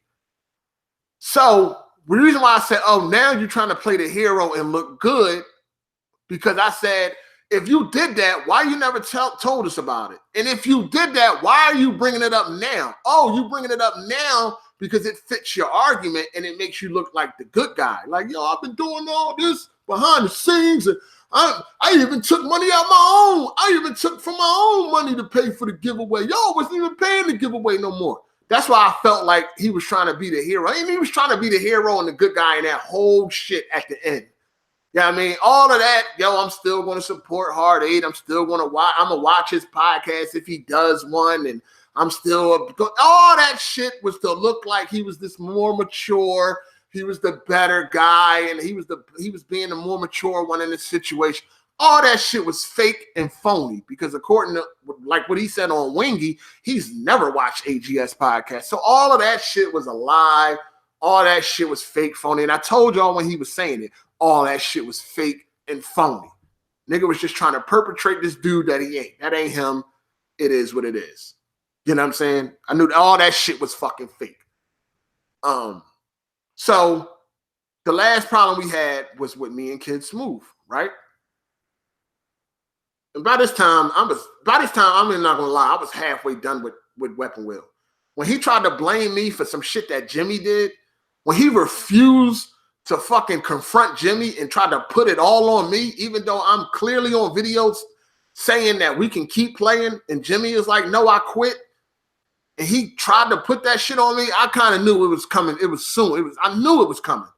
At this point in time, I was there for the money. I didn't like BG no more. I didn't really want to fuck with this dude. Like I said, at this point in time, I didn't want to game with him no more. This is around like what? When I started, I want to say the end of 2017, beginning of 2018. I didn't really want to fuck with this dude no more. Like, cause shit, it was different. I mean, his whole attitude was different. And I believe, I could be completely wrong. You know what I'm saying? Like he got his beliefs, I got mine, right? It was his ego. BG is an egotistical maniac. Everybody that's been around long enough, you know this. BG is arrogant as fuck. Everybody that's been around long enough, you know this. He did not like that I was the man on his podcast. He did not like that shit. That's why he started hating on me. That's why he started to dislike me. How do you got a problem with me because of shit that I done got into with other people that ain't got nothing to do with you? And me and these other people can get through it, but yet you're still holding on? But then you turn around and say, don't none of this shit bother me. I'm not mad. I don't think about this. I don't talk about Hard 8. But yet you're on another man's channel talking about Hard 8. And that's cool. You can talk about me as much as you fucking want. But stop lying and stop trying to perpetrate as this fucking mature, above it all character when you jumping in the niggas' live streams to roast another man. You jumped on Bond's live stream to roast the great exposer. So you're not above none of this shit. You with the fuck shit too, nigga. Stop it. You know what I mean? Stop it. His ego was he didn't like it. This is why he was cussing people out for praising me. If you said anything along the lines of, I wouldn't watch this podcast if it wasn't for Hard 8. Hard 8 is the funniest. Hard 8 is the most entertaining. Hard 8 is my favorite. If you said anything along them lines in the Weapon Wheel podcast chat, he would cuss you the fuck out and block you. Or he would do one or the other. Am I lying? Some of y'all here right now, you got blocked and cussed the fuck out because you said I was your favorite on the podcast. What would make a man do that? Jealousy? I'm taking all the shine? Envy? I can't entertain like this nigga can? I wish I could. What would make a nigga say shit like, oh, I don't have to bounce off the walls or jump around and shit to be funny or to entertain? What would make a person make them type of statements? What would make a person say shit like, you can't do this by yourself? Everybody keep talking about Hard 8 this and Hard 8 that, but Hard 8 can't do this by himself. If Hard 8 did a podcast by himself, he would not have this many views. What would make a man say shit like that? But I'm tripping though, right? I'm tripping. Why when somebody give Bond praise or Jack Move praise for the reason why they think the podcast is so great, BG never had shit to say. But when they said it about me, oh man, he curse you the fuck out and block you. Y'all know I ain't the fuck lying. Y'all heard him. Y'all heard the shit out of his mouth. I ain't making this shit up. Y'all seen the comments in the motherfucking chat. What had him like that? His ego. This is my podcast and y'all keep praising Hard 8. Fuck that. What about me? I don't want to put this together. It's me. It's me. It's a few other things he ain't want me on that podcast no more for. You know what? It's funny because somebody came and hit me up out the clear blue. They was like, yo, I know why BG don't want you on that podcast. I know. He was like, I know why BG kicked you off that podcast. He was like, since you've been gone, this nigga has been saying a lot of foolish shit and he has been going unchallenged. And he was like, when you was there, that nigga would get challenged if he said some dumbass shit out of his mouth. Now, motherfuckers just let him say what he want and just period. Like overall, motherfuckers just say what they want and ain't nobody being challenged. Maybe that's why shit is so much better now. Motherfuckers can just blow smoke out their ass and ain't nobody like challenging them like I used to. Like, you know, and it's, you know, it's all game and it's all love, but you know, niggas used to be trying to fraud and shit like that. You know what I mean? BG ain't like that shit either. You know, when I used to make fun of him for using game facts, when I used to make fun of him, he couldn't be the boss and he didn't know the weapon was in the same room he was in, that shit used to piss him the fuck off. That That shit used to make him mad. That nigga like, nah, this nigga gotta go. Me and Kid Smooth get into it, right? Me and Kid Smooth, we get into it. Shit had nothing to do with Weapon Wheel. Absolutely nothing. Nothing to do with Weapon Wheel. It didn't even happen on the same day that Weapon Wheel takes place. This shit had absolutely nothing to do with Weapon Wheel, right? Me and Smooth get into it. We go back and forth. Lines is crossed. Boom. Kid Smooth is fucking fuming. He's pissed the fuck off. He's hot. Rightfully so. He's hot. I'm saying shit about his wife. He is hot. Understandable. Day or two go by, niggas cool off. I get on the phone with Smooth wife. Very nice lady. I felt so bad because I never meant for her to hear none of this shit. This shit is between the fellas. This ain't really got nothing to do with the women, but this is going to make the fella mad. Because it's like, I look at it like this. I cannot punch you in your fucking face, right? I can't do that. So the only thing I can do is try to make you as mad as possible with the words. I can only make these words cut deep because I can't do what I really want to do. I only can make these words cut deep. And this thing got nothing about being gangster or tough or nothing like that. Like I said, it does have, I can't beat everybody. Niggas out here will whoop my ass. I can't beat everybody, dog. It ain't about that. It's just what I'm used to. Growing up, we handle shit physically. That's it. We handle shit physically. We picked up guns. That's just what the fuck I'm used to. So that's what the fuck I be wanting to do. I done had so many fights that came from disagreements. Niggas liking Tupac or Biggie. Niggas laughing. I done got into fights with niggas like you laughing too hard. Yo, what the fuck you laughing at? Yo, that shit funny as shit. Fuck out of here, you nut ass nigga. Fuck you talking about? Nigga, he the one that's bigger than you. Know, I done got into shit over that. So that's just what I'm used to. But I can't do that because it's over the internet. So I got to say some shit that's going to piss you off. So I never meant for Smooth wife to hear nothing I had to say to him. It was never meant for her. It was just to make Smooth mad. But anyway, she heard it because she was a fan of my channel. Like, she watched my videos. I didn't know that. What? If I'd have knew that, I would have never, you know what I'm saying? I would have never said what I had. I mean, I don't think any of these niggas, I don't think she watched BG. I don't think she watched him. But she watched the truth. Hey, Kid Smooth wife watches me. Come on, man. I'm special. I'm entertaining. Niggas' wives is watching me. Come on, man. You mad? You mad? But anyway, it was never meant for her to see. She saw it. Felt bad. Got on the phone with her. Had a conversation with her. Beautiful person. Smooth is a lucky fella. You know what I'm saying? Got on the phone with her. Smooth appreciated that. He really appreciated it. We had a good conversation, me and his wife. She is a very nice person. I felt completely like shit. You know what I'm saying? Even my girl was like, that wasn't cool. You need to talk to her. Even my girl. So it was like, cool. Had a conversation with her. Wonderful. She's a nice person. If I ever go to Boston or wherever Smooth at, I'm going to take them out to dinner. She cool as shit. Me and Smooth get back on the phone. We hash it out. We talk. Everything is cool. Boom. Now, BG is like, all right, y'all suspended for the next week. Because, you know, niggas was pushing for the suspension. They want that extra money. This Sunday, y'all suspended. You suspended. Smooth suspended. And everybody fall back. Okay, cool. I miss next week. At this point in time, I really didn't care to be on Weapon Wheel. I just wanted my money.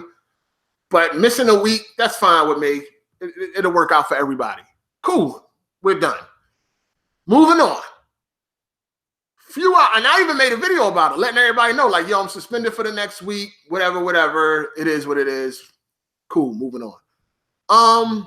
Couple hours later, BG comes back and he like, yo, we voted to have you removed from the podcast.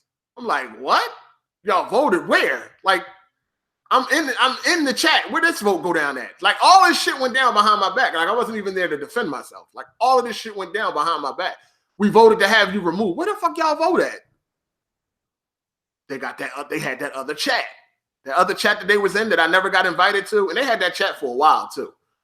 You know what I'm saying? I never got invited to. That's where the voting went down. That's where everything went down without me even knowing. BG comes back. Yo, we voted you off the podcast. what? Hold on, I thought I was just suspended. I'm gonna give you your last check, and that's that, or some shit like that. And he really ain't had nothing else to say. It was like, oh, okay. All right, and that's when I made a video like, yo, they voted me off. And then, everything started to go out. Because now I'm thinking, I'm like, hold on, who voted me off? I'm like, hold up, this is a gaming podcast, right? Niggas pick Smooth over me? I'm more knowledgeable in games. I'm more skillful. And I'm not a corporate slave. I'm like, who the fuck? Hold on, I'm starting to add it up. Like, hold up. Because at first, I didn't think Bond went against me. I'm like, hold on, Bond? Then Bond, right? This motherfucker, NPCs don't know NPCs bother him. NPCs don't affect him. And Bond definitely, supposedly, don't get down with a corporate slave. You know what I mean? If you know Bond, you know what? Bond went against you for a corporate slave? What? This is crazy. You know what I'm saying? Bond referred to me as his friend. I'm the only person he ever referred to as his friend. That's just still funny. But anyway, Bond went against me over a corporate slave. Wow, that's crazy. So it was funny because I didn't even think Bond did it. So I'm sitting there, I'm trying to figure out, like, all right, how the fuck did this voting go? And how the fuck did I lose the Kid Smooth on a gaming podcast? More skills, more knowledge, and I'm not a corporate slave. How the fuck did this happen? So, of course, at first, all the details were shaky. I didn't vote for you. I didn't vote for you. I didn't vote for you. I kind of assumed, okay, Kid Smooth voted for me.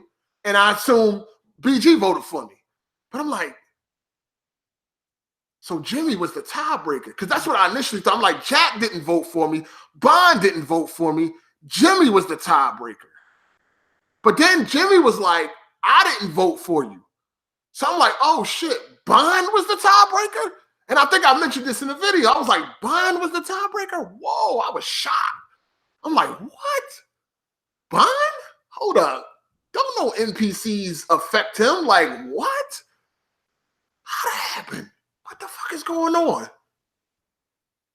I'm like, wow. I was kind of like, I was fucked up over that shit. I ain't even gonna lie, because of what Bond claims that he is.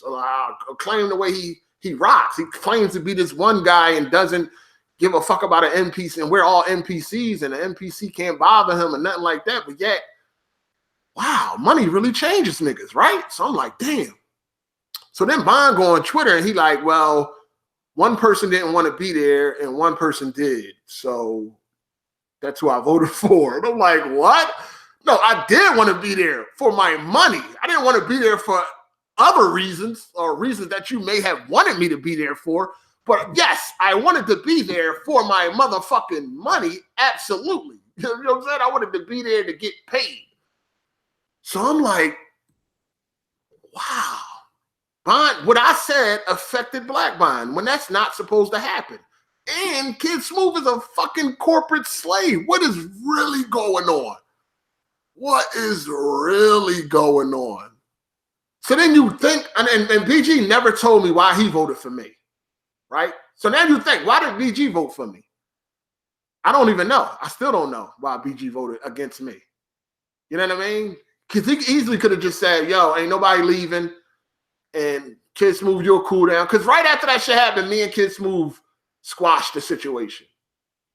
You know what I mean? And of course, I didn't care at that time. I was like, I'm not going back to BG. I'm not going to BG like, yo, me and Kid Smooth, we squashed it. Can I come back? I didn't even give a fuck at that time. I was like, you know what? Cool. I see what's really going on.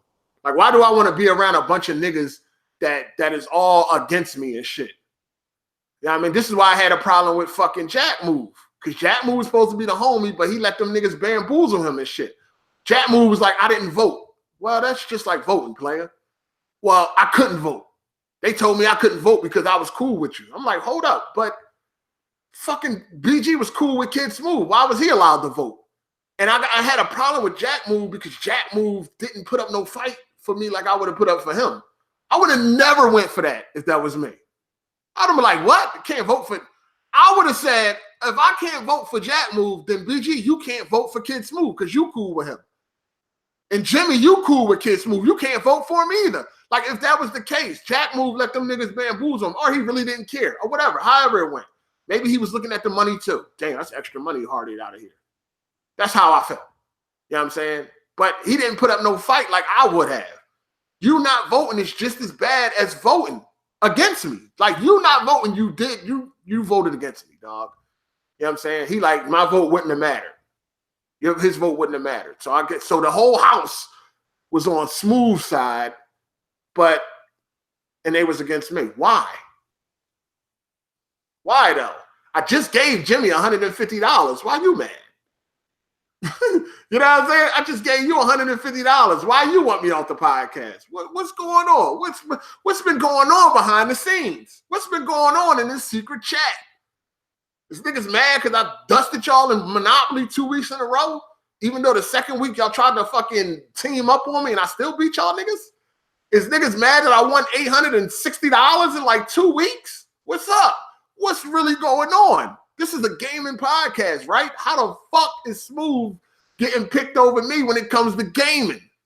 What? What is going on? Something right. But at the end of the day, BG could have deaded all that shit, right? He could have deaded all that shit. Now, he's on Wingy Gaming, and he tell Wingy he felt like, it was just always a problem. It was always an issue. There was always an issue. There started to become an issue because niggas made shit an issue. Once the Patreon came into play, niggas started to blow shit out of proportion. Everything started to become an issue with me and shit like that. You know what I'm saying? It got to a point where it's like, all right, yeah, Hard8, you didn't really talk that much this podcast, so we're gonna dock you. Oh, now y'all niggas counting words? Now y'all niggas counting words. When how many fucking podcasts have we went through when Jimmy barely fucking talked? But of course that goes unnoticed because being the most popular on the podcast, being the star, when I don't talk, that shit stuck out like a sore thumb, right? I can stop talking for 2 minutes and everybody will be in the comment section like, yo, why Hard8 ain't talking? Like, even sometimes I was like, God damn, I only stopped talking 2 minutes ago. Why Hard8 ain't talking? So it stuck out like a sore thumb. Jimmy can go a whole motherfucking podcast barely saying anything and nobody would say anything. They wouldn't bat a fucking eye. But let me stop talking for 2 fucking minutes. It's like, what the fuck? So I'm like, oh, y'all niggas counting words now? Now y'all counting words? Oh, man, this shit is getting crazy.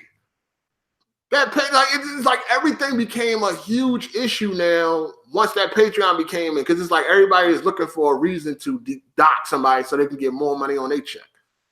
That's why when I left, I'm like, I don't care about no views. I don't care how many views they get. I don't care if the views fall off. I don't give a fuck about nothing. All I want to see is that Patreon collapse. And that's what happened. That Patreon looks sad right now.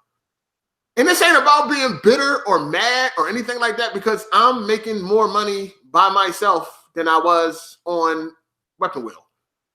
And I'm making more money on my Patreon than they are making on theirs individually. They got to split that. Last time I looked, it was $688. They got to split that. I'm making more than that. I'm not bitter. I'm not mad or that like that. You know what I'm saying? We're just laying everything out on the motherfucking table. You dig? So I was like, damn, okay. Niggas is voting against me. So we trying to figure out what happened. And at first, everybody was in denial. Oh, I didn't vote against you. I didn't vote against you. I think Blind was the only one that admitted it or whatever at the time. But I still don't know why BG voted against me. Well, I guess you can say because he was like, oh, it was too many issues. But this is the funny thing. How did a vote even come about when that shit had nothing to do with Weapon Wheel Podcast? Me and Kid Smooth issue had absolutely nothing to do with Weapon Wheel. Now, I know people said some shit like, oh, that's your job and it makes the job look bad or some dumb shit like that. And I'm like, nah. This is a bunch of niggas getting into a fucking Google Hangout. That's all it is. This shit ain't nothing special. This shit ain't nothing fucking special. Knock it off. And again, when niggas was doxing, there was no threats of removing. There was no voting. When niggas was wishing death on niggas, when niggas was threatening blowing off niggas' kneecaps, when niggas was talking about niggas' dead fathers and all that shit, There was never no threats about removing somebody or voting somebody off. None of that shit came into play. But now when some shit that ain't even got nothing to do with the podcast, I get voted off the podcast when it had nothing to do with the podcast, that lets you know right there, it was bigger than that podcast. This shit bigger than Nino Brown. Something else is going on. And I told you what I believe. The shit starts and ends with BG. That nigga did not like me shining over him. He was jealous of that. He's taking all the shine. Yeah, he ain't like that. When it came to YouTube, YouTube is very special to BG. This is why he always starting all these different channels, trying to see if they pop or whatever like that. It was his motherfucking ego, right? And he wanted to prove to people that the podcast would still be all right if Hard 8 is not around. That's another thing he wanted to do. All of this is to keep his ego intact, right? Because what happened when that Patreon started to drop? What happened when that Patreon started to go down like the World Trade Center? He hid the Patreon. He made it private. You couldn't see how much the Patreon was. For a long time, you could not see how low the Patreon had gotten because that would prove everybody right. And that would kill his fucking ego. Damn, look at that Patreon. Damn, BG, that was a bad move. He didn't want y'all to be able to say shit like that. So he hid the Patreon so you don't know what's going on with it. But now, I guess his ego done got intact. He done got over that now. Now you can see where the Patreon is at, and it looked bad. Now we know why Kid Smooth said, I miss Hard 8. Damn, Smooth, I thought you really missed me for me, dog. I thought you missed me for me. You didn't miss me for me. You missed me because of that Patreon. That thing looking scary. That shit was once over $3,000. When I left, it was like $2,300 and some change. Now it's at $688 the last time I seen it. Ouch! Now I know why Smooth missed me. God damn, Smooth. I thought you missed me because you missed Hard 8. Now I know you don't miss me because of Hard 8. You miss me because of that Patreon. God damn. And I'm quite sure the rest of them miss me too. Because that thing looks scary. It looks nasty. Fuck all them views. Them views don't do nothing for nobody but BG. Them views don't do nothing for nobody but BG. You know what I'm saying? So niggas running around on Twitter bragging about having 1,000 live viewers. What the fuck does that do for you? Nothing. Absolutely nothing. And my podcast ain't doing too bad. The last one we just did, 7,000 views, 12,000 subs.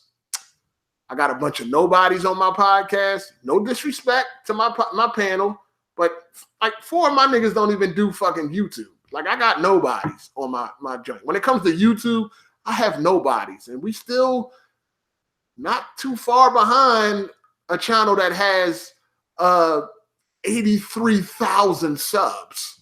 83,000. Ouch. Damn. Not too far behind. You should be blowing me the fuck out. Should be blowing me out. I should not be like 10,000. I should not be less than 10,000 views away. That's sad. And I got a bunch of nobodies. But that's neither here nor there. That doesn't matter. So, since the podcast since I left, a lot of people, they still watch, but most would admit, no, it ain't the same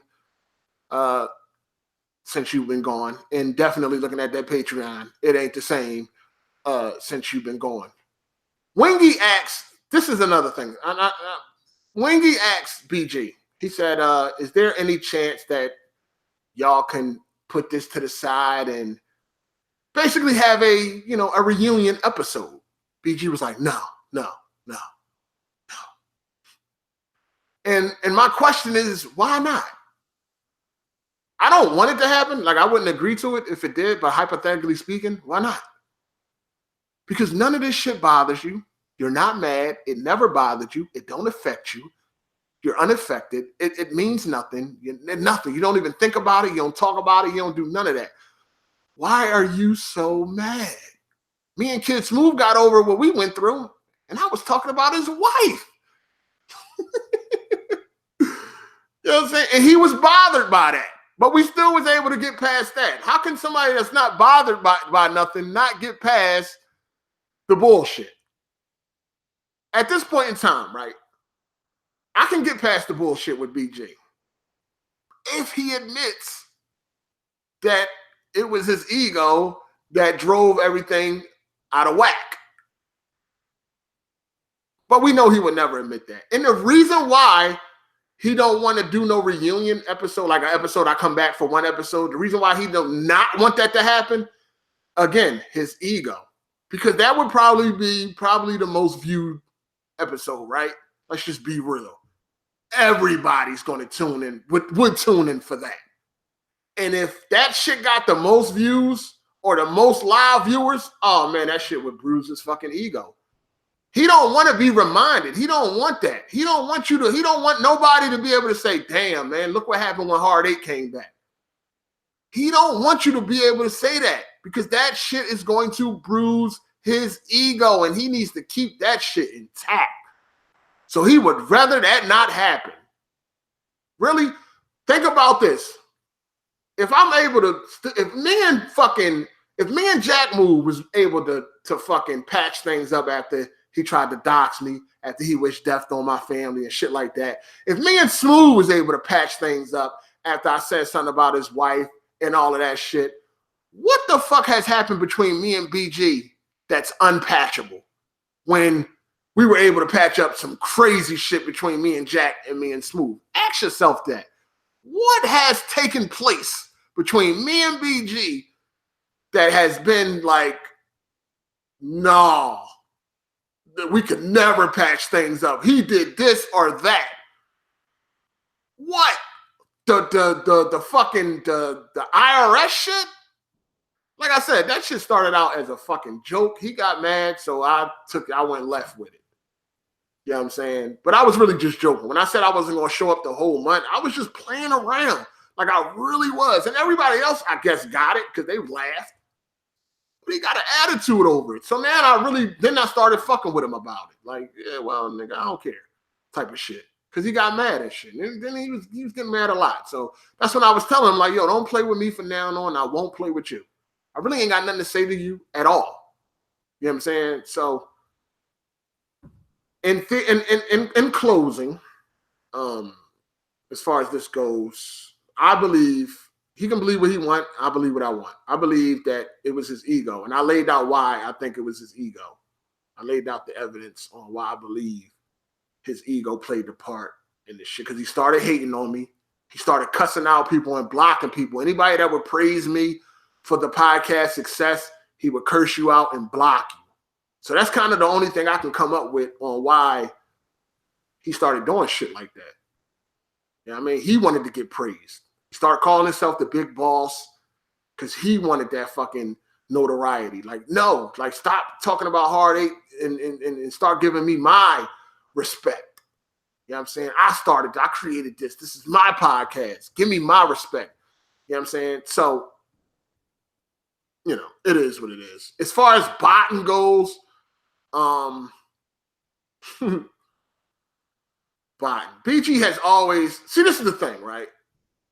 This is the thing with this botting shit, right? Jimmy came out of nowhere. Jimmy came out of nowhere, right? He just came out of thin fucking air. Never heard of this dude. Never saw BG playing any games with this dude. Like, Jimmy wasn't somebody like, oh, that's the dude that BG be playing Uncharted 4 with a lot, or Uncharted 2 or anything like that. Oh, that's the dude BG be running with The Last of Us. Or that's nothing. Jimmy was never in them Skype calls. BG never mentioned this dude's name. BG never talked about this dude. Nothing.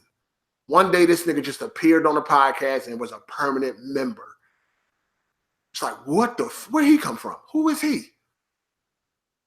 You go look at Jimmy videos, right? Nothing stands out to where it would be like, he ain't entertaining. He's not funny. He's the worst fucking dude on the podcast. Half of the time, he don't even know what the fuck he's talking about. He don't even know what domestic violence is. Like, this nigga don't know nothing, basically. He don't know. He's always wrong. That's what, remember we started talking about, you got to fact check Jimmy. Remember that? Remember we started saying that shit on the podcast? Jimmy said, you got to go behind and check him. Like, so it's like, what made BG want to make this dude a permanent member? Like, he wasn't funny. His videos wasn't entertaining. It wasn't like, oh, okay, I see why BG added him. This dude pretty funny or something like that. Or this dude entertaining. Nothing. He's fucking dull. This shit, you would find more entertainment watching paint dry than fucking Jimmy. Like, this nigga is terrible. You know what I mean? And I used to defend this dude. When people wanted this nigga off the podcast saying that he ain't do shit, I used to defend this nigga. But anyway, Jimmy came out of nowhere. Like, I'm telling you, like out of thin fucking air. I remember going to his channel, right? I go to his channel when he first popped up, and I'm like, this dude got 12,000 subs, but he ain't getting no views. So I'm like, what the? I'm like, that shit shady. Something ain't really right. You know what I mean? That shit funny. But then I remember back in the day, right? BG used to get accused of fucking botting, right? Back in 2013, YouTube took 15,000 subs from BG. Remember back in 2013 where I had pretty much disappeared for a month? Basically, my cousin got killed, right? So I was back in Philadelphia, June 2013. I was back in Philadelphia, right? Real shit had to be taken care of. Shit going down, right? I'm back in Philadelphia. I'm off YouTube. I ain't worried about no YouTube. I got to handle shit, right? So I come back, and this nigga BG is way past me in subs. I was only going for a month. Like, before I left, I was past him. Come back, this nigga was like, like, what the fuck is going on? This nigga shot past me. He was gone. This nigga was like 10,000 ahead of me. I'm like, wow. So a few months after that, or a few weeks after I got back, they took 15,000 subs from BG. Y'all remember this shit? Maybe y'all don't. I do. They took 15,000 subs. YouTube. Don't really know why they took them subs. Y'all remember, even before I got kicked off of the podcast, y'all remember I used to make jokes about BG botting, right? Remember I used to say shit like, yeah, you got more subs than me because, you put in those 20 digits and them 3 digits on the back. Remember I used to say shit like that? Anyway, so they took 15,000 fucking subs from them. What the fuck they take 15,000 subs from you for? It wasn't one of those purge joints where they was removing, unactive accounts and none of that, because I didn't lose no subs, but he lost 15,000. Why? Don't really know. Obviously, YouTube felt like something shady was going on. So, of course, he shot right back up. After they took the subs from him, he shot right back up. This is what makes BG suspicious, right? First of all, once you find out Jimmy's background, right? It's like, why did he give Jimmy a fucking spot on Weapon Wheel? For what? What qualities does Jimmy have to where you would say, yo, I want this nigga on my podcast? What does he have? We know that Jimmy is a fucking serial botter. He's a serial botter. This nigga had fucking profiles on websites. This nigga was paying to get subs. Like, this shit is a fact. This ain't no motherfucking Resurrection got it all on his channel. This ain't no fucking opinion. It's a motherfucking fact. For the longest time, I used to ignore that shit, right? Because I felt like Resurrection was attacking the team. I ain't watching them fucking videos. But one day I was like, you know what? Let me watch this shit and see what type of evidence these niggas got. And I was like, yeah, that nigga Biden. And I told Jimmy, I said, Jimmy, yeah, you need to either admit it or prove niggas wrong. And that's when he made that podcast. That hangout admitting that he was botting. Somehow it disappeared. Like, he deleted that shit. But whatever. We know he's a botter. This is not up for debate. So BG shot. Like, BG was growing at a very nice, steady pace. While BG was on his way up, there was no doubt BG was going to hit 100,000 subs. He get to 80,000 and just flatline. And it was like, it's strange because that ain't usually how it happens. Like, when you're growing at a steady pace, you fucking you slow down, but you just don't flatline. Like he flatlined. This nigga been at 80,000 subs for years. Like he just flatlined. And then when you put two and two together, you're like, Jimmy came out of nowhere and he's cool with BG. This is BG friend. Why would BG want this nigga on the podcast? And then you find out that Jimmy was botting. BG was already being accused of botting. Shit ain't looking right. You know what I mean? Coincidence? I don't know. You know what I'm saying? Was he botting or not? I don't know, but it does look fishy. They take 15,000 subs from you. You shoot back up. You get to a number and flatline. And then at the same time, I had 40,000 subs. BG had double the sub count as me. But yet, consistently, I was getting more views. Like if I didn't get more views, I was like right there. You know what I mean? And I shouldn't have been when this nigga had double my sub count. I got 40,000, you got 80,000. At no time should I really be getting more views than you. And at no time should I even be close. So as far as the bot and shit, I'm talking about this because he was on Wingy trying to say like, Jimmy's not botting. And he like, yo, go look at Jimmy's channel. He don't get no views, basically. And it's like, yo, first of all, just because a nigga might not be botting now, don't mean he was never botting, right? Because, you know, you can learn from your mistakes. You can stop while you ahead. Everybody don't ride until the wheels fall off, right? Some people will stop while they're ahead. Or some people will just be like, you know what, this is nutty as fuck, dog. Like, who am I even trying to, like, impress? I'm fucking botting my subs, and I know the number ain't real, but do anybody care? And you might stop. At one point in time, he definitely was botting. This is a fact. Go to Resurrection Channel. He got the fucking videos. The shit is irrefutable. You know what I mean? The nigga was botting. So for BG to sit here and say, no, look at how many views he get. No, he ain't botting now. He got caught. Fuck what he bot now for? He got caught. Why would he do it? Why would he do that shit now? Hell no, he ain't gonna bot now when he got fucking eyes on him. But at one point in time, that nigga was fucking botting. And the fact that he just came out of nowhere and became a permanent member on a podcast, what was you and Jimmy connection? That's what you gotta, you would ask yourself. Like I said, BG never mentioned that man a day ever before Jimmy popped up on that podcast. He didn't even give us the heads up, like, hey, this new dude, Jimmy, gonna become a permanent member next week or in another month or something like that. Nothing. That one day I just got on the podcast and this dude was there. It's like, who the fuck is this dude? Next thing I know, he a permanent member. Why? He's the most hated dude on the podcast. Always have been since he appeared. People didn't like him. They still don't like him. They still don't fucking like him. So it's like, what the fuck did BG see in this nigga? Things that make you go, Niggas botting? Jimmy was definitely botting. BG? I don't know. The evidence is inconclusive. Might not be another. I mean, you can take it for what it is. You can think your theories or whatever like that. You know what I mean? Maybe he was, maybe he ain't. But at the end of the day, I really don't give a fuck if you bot. That's you. You know what I'm saying? If you're lying to your own self, the only way it becomes a problem if you're using it to like brag and throw it in people's faces. Then it's like, nigga, you botting. Fuck out of here. But if you want to bot, go, listen, more power to you. That's your fucking prerogative. Bot away, nigga. If that makes you feel good, that fake ass number, then good. That's on you. But clearly Jimmy was buying. No, how the fuck, like listen, think about it like this, right? Jimmy got, last time I remember, when I went and checked, Jimmy had like over 12,000 subs. How?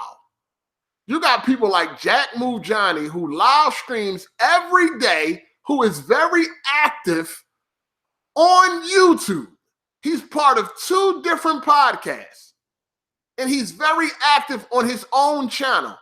And yet, he don't even have 5,000 subs. And he is way more entertaining than fucking Jimmy. It's not even a comparison. But yet, Jimmy was able to get 12,000 subs, but Jack Move can't? Nigga. You got to put things into perspective. How? Nigga, how? Like, even some people that you may not agree with how many subs they got, you can still probably step back and take an objective look and say, okay, I can see why. Jimmy, though, 12,000, how, nigga? But Jack Moo can't get 5? Come on, man. You that shit funny to me. How, nigga? How? I'm about to call the X-Files or some shit. Call Scooby-Doo and them. Call them. They need to solve this mystery. How, nigga? How? But at the end of the day, yeah, niggas buy it down, good fuck. You know what I'm saying? But, you know, at the end of the day, we had some issues. There was a bunch of disagreements when it came to the podcast. I take ownership for the first outburst I had with BG when he muted me and I said, fuck Weapon Wheel Podcast. Hold on. Hello? I'm live streaming right now. I'm live streaming right now.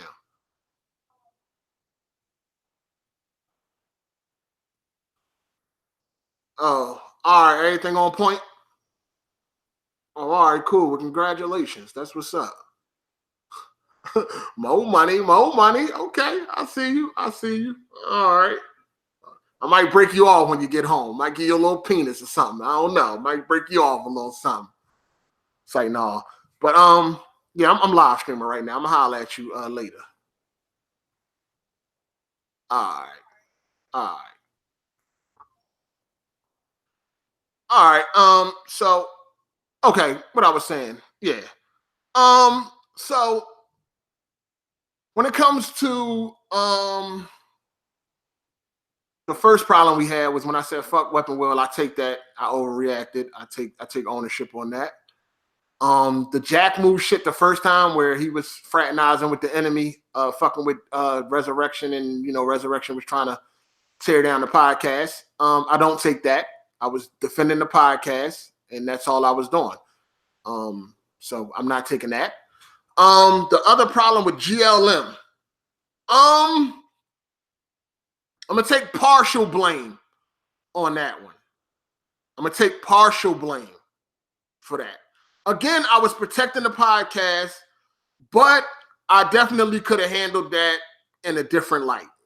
Hindsight is always 20/20. You dig? I got issues. I'm not perfect. I sometimes I go off the deep fucking end. Sometimes I don't think before I react. I ain't the fuck perfect. I ain't never said I was. I'm gonna take partial blame for that. Okay, that could have been handled differently. The GLM shit. What other problem after that?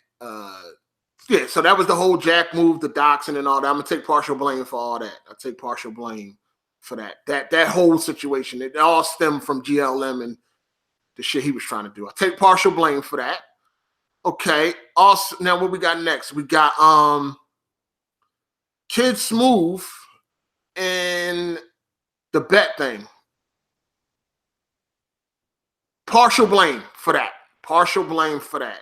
Even though he provoked me, I should have been more mature, but sometimes I'm not. And I could have handled that better. Take partial blame for that. That was both our fault.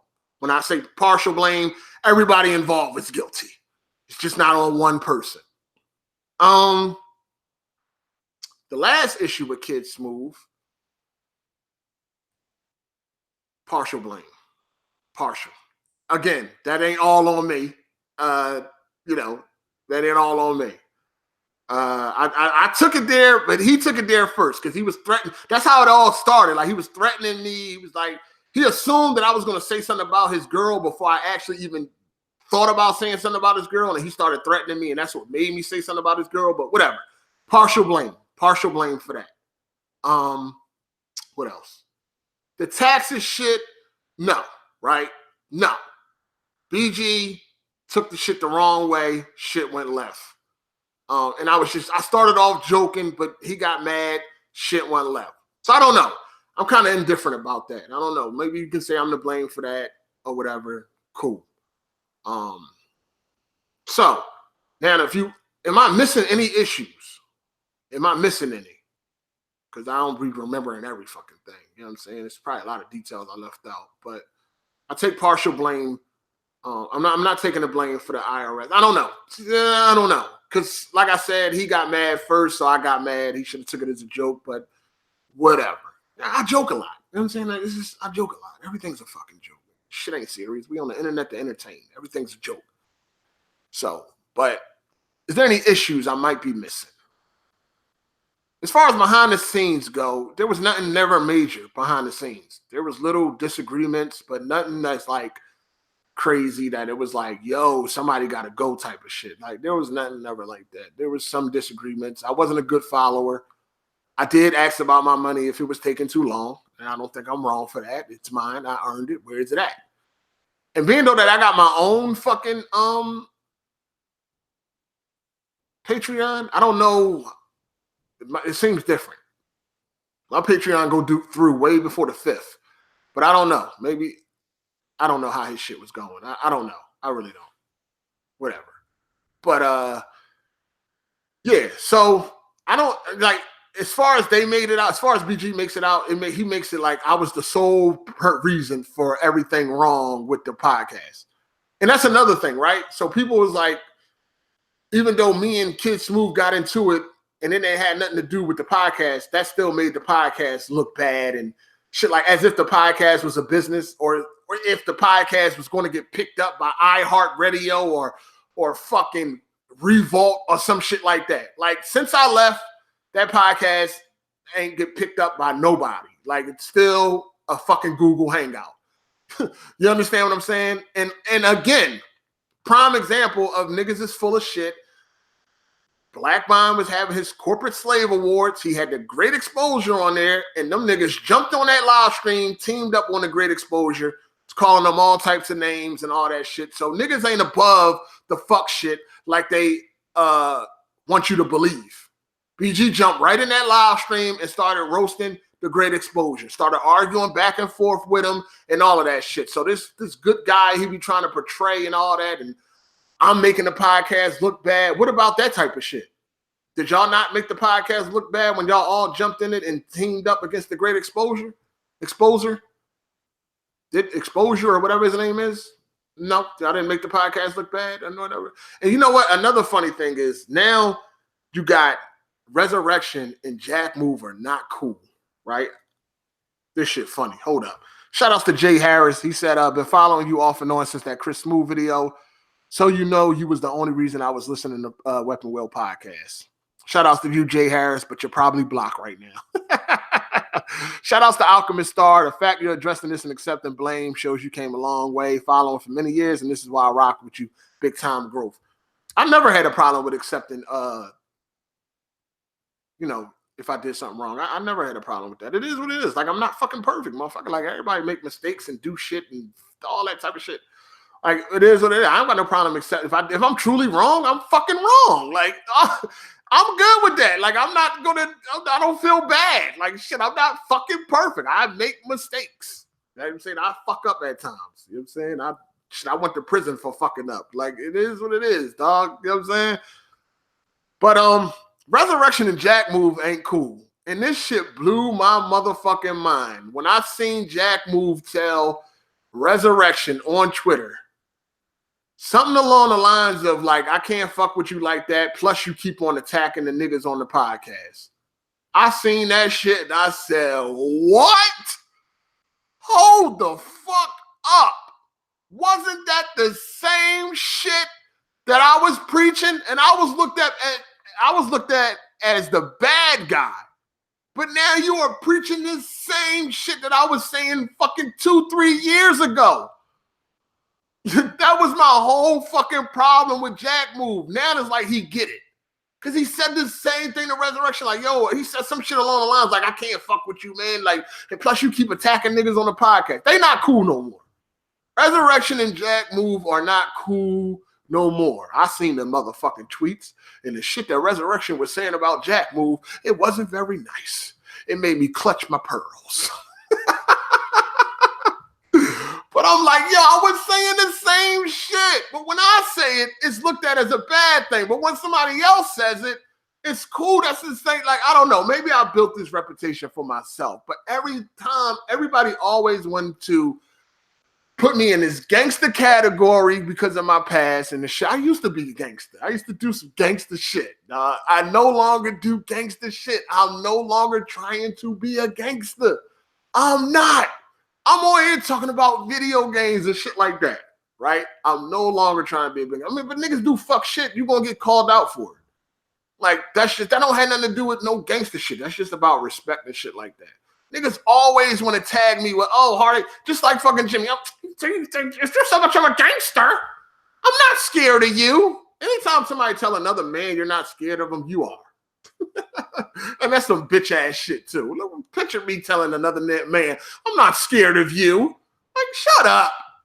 You know what I'm saying? But maybe this is the reputation I built for myself, right? Even when I was arguing with the fucking sassy leprechaun, he was like patting himself on the back because he responded to me like, I'm not anybody else. I'm going to say something back to Hard8. Like, it's like a fucking trophy for these niggas. Like, yo, do you know what I did today? Man, I stood up to Hard8 over the internet. I am so fucking tough. I stood up to Hard8 over the internet. I am tough as hell. Like, I don't even really be on no, like, I know I can't do nothing to nobody and I'm probably never going to see nobody. So I really don't really like think about that. Like, I might want to, but it's like, what's the chances? Right? It's what the fuck is that? Wow, the landscaper is here with that fucking leaf blower. I didn't even hear them niggas.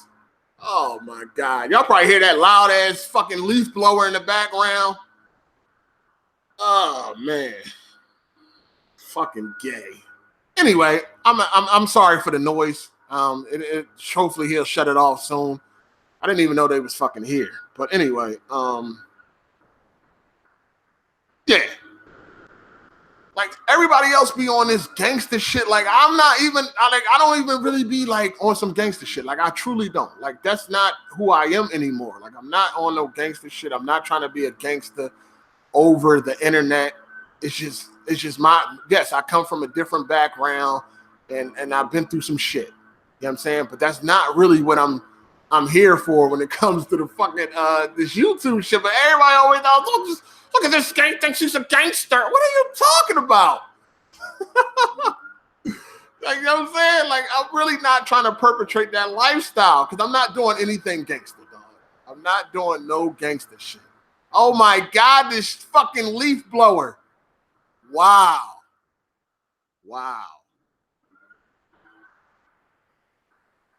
It's not loud. Y'all don't really hear it? Oh, okay, cool. If y'all don't really hear it, then cool, man. But it's loud to me.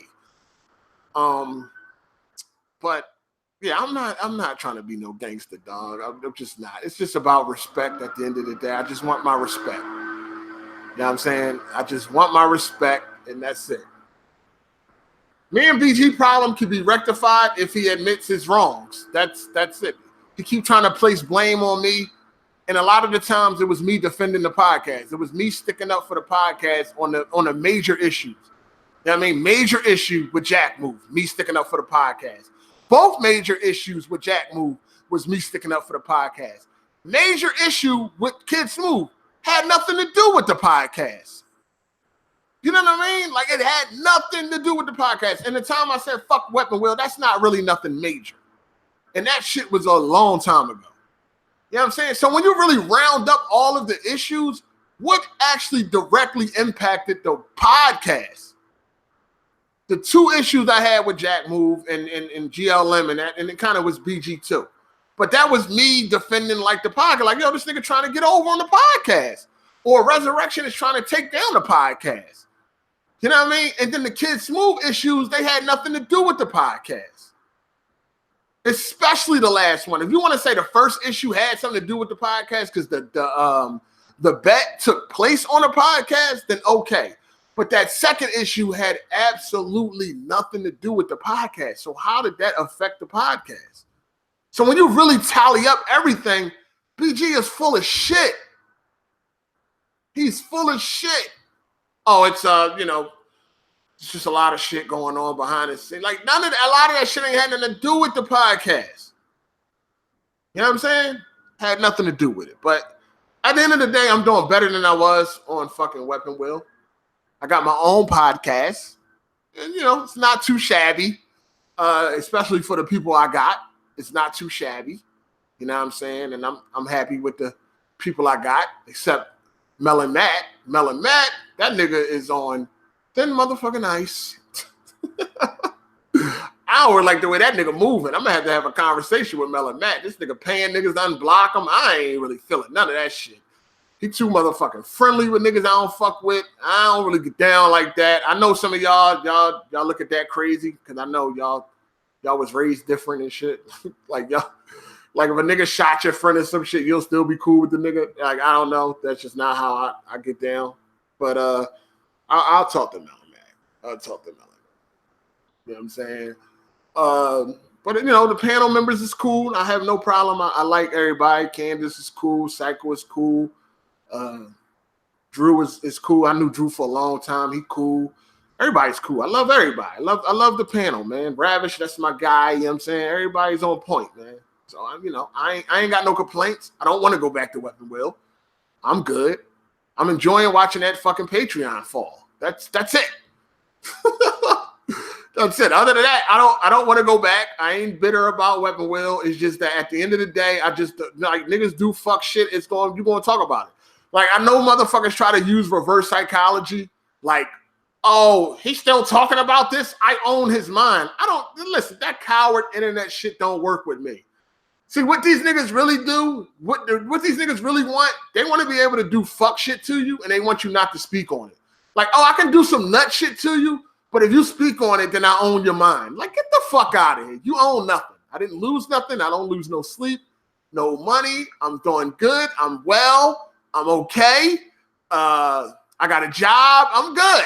Like, you know what I'm saying? I ain't tripping. You don't own my mind. My mind is not destroyed, but I do what I want. I didn't even listen to my motherfucking mother growing up. You think I'm going to listen to some internet niggas? I do what the fuck I want. I say what I want. I do what I want. You know what I'm saying? Niggas want to do fuck shit to you, and then they want you to be quiet about it. Oh, if he talks about this, I own his mind. So what happened when Wingy asked you about me? Was I owning your mind then too? Because you was talking about me. Listen, I don't get down with these internet rules that these niggas made up. You know what I'm saying? It's all reverse psychology, most of the shit. You know what I mean? So you won't say nothing. That's what niggas don't want you to expose them or say shit. They want you to be quiet about it because they want to leave it the way it is. They want people to think whatever they think, and they don't want the truth to be out there. So if you speak about it, I owned your mind. Get the fuck out of here. I'm good, homie. I'm good. I promise you. I'm okay. You know what I'm saying? We got this Devil May Cry about to come out. I'm looking forward to the games. But anyway, that's just what it is. You know what I'm saying? I feel like I laid everything out, and I don't really need to talk about this shit no more. Like I said, I probably will still clown BG faggot ass from time to time, but because regardless of what y'all believe, like contrary to popular belief, this Weapon Wheel shit is always brought up, dog. Like niggas always bring it. Like every week, somebody is like in the DMs or in the in my mentions on Twitter saying something about like Weapon Wheel, like yo, Weapon Wheel ain't the same without you. We miss you. Can y'all work it out? Go back to Weapon Wheel, shit like that. Like I said, even Kid Smooth was like, I miss Hard 8. Like, come on. I mean, we know why he missed me, but now we do. We didn't at the time. I didn't. At the time, I thought he was fucking with me. I thought he was missing me. But now we know why he was missing me. Why he really was missing me. Because that Patreon is looking sad. But yeah, man, it's always going to go down as of what if they never separated? Shit would still be lit. I mean, people still enjoy the show. People still enjoy Weapon Wheel and all that. You know, people still like it, but it'll never be the same without the truth. That's just what it is. There was a point in time where I loved doing Weapon Wheel. Like, when we was doing Weapon Wheel, whatever day Weapon Wheel was on, whether it was Saturday or Sunday, that was Weapon Wheel day. Like, anything me and my girl was going to do, it was after Weapon Wheel or before Weapon Wheel. But it was no way I was missing Weapon Wheel. At one point in time, Weapon Wheel was fucking amazing before that Patreon. That motherfucking Patreon. I used to look forward to Weapon Wheel podcast every week because that shit was a blast. That shit used to be funner than a motherfucker. Whether it was some drama, a bunch of jokes and all that, that shit was entertaining. It was wonderful. I used to look forward to that shit.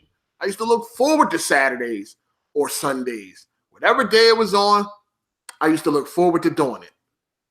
Once that Patreon came along, that's when a lot of fuck shit got introduced. That's when niggas started, like, it's like all of a sudden niggas got soft. Like, before the Patreon, you could tell somebody you're going to blow their kneecaps off and nothing happened to you before that Patreon. You know what I mean? Once the Patreon came, niggas started making shit bigger than it really was just to try to dock, just to get motherfuckers docked. You know what I'm saying? Like, that Patreon is the downfall. That was the downfall, yo. Because now niggas start acting funny. Now if you argue back and forth, oh, well, somebody needs to get suspended. Niggas done cross the line. Like, it was never like that. It was never like that. If we got into a motherfucking argument, we just got into an argument. Motherfucker say he was going to blow your kneecaps off, man. He just say he's going to blow your fucking kneecaps off. Get over it. Next week, we be all kumbaya having fun again. Oh, well. Patreon came along. Somebody needs to be suspended. Somebody needs to be docked. Somebody needs to go. What? Wow. Patreon, man. BG's ego, that fucking Patreon. That shit was the downfall. It was the downfall. That's what I believe. People can have their own opinion. That's what I believe. Fuck shit started when that Patreon came along. Niggas start getting greedy, man. The Patreon made Black Bond give a fuck about what NPCs got to say. Remember, we NPCs.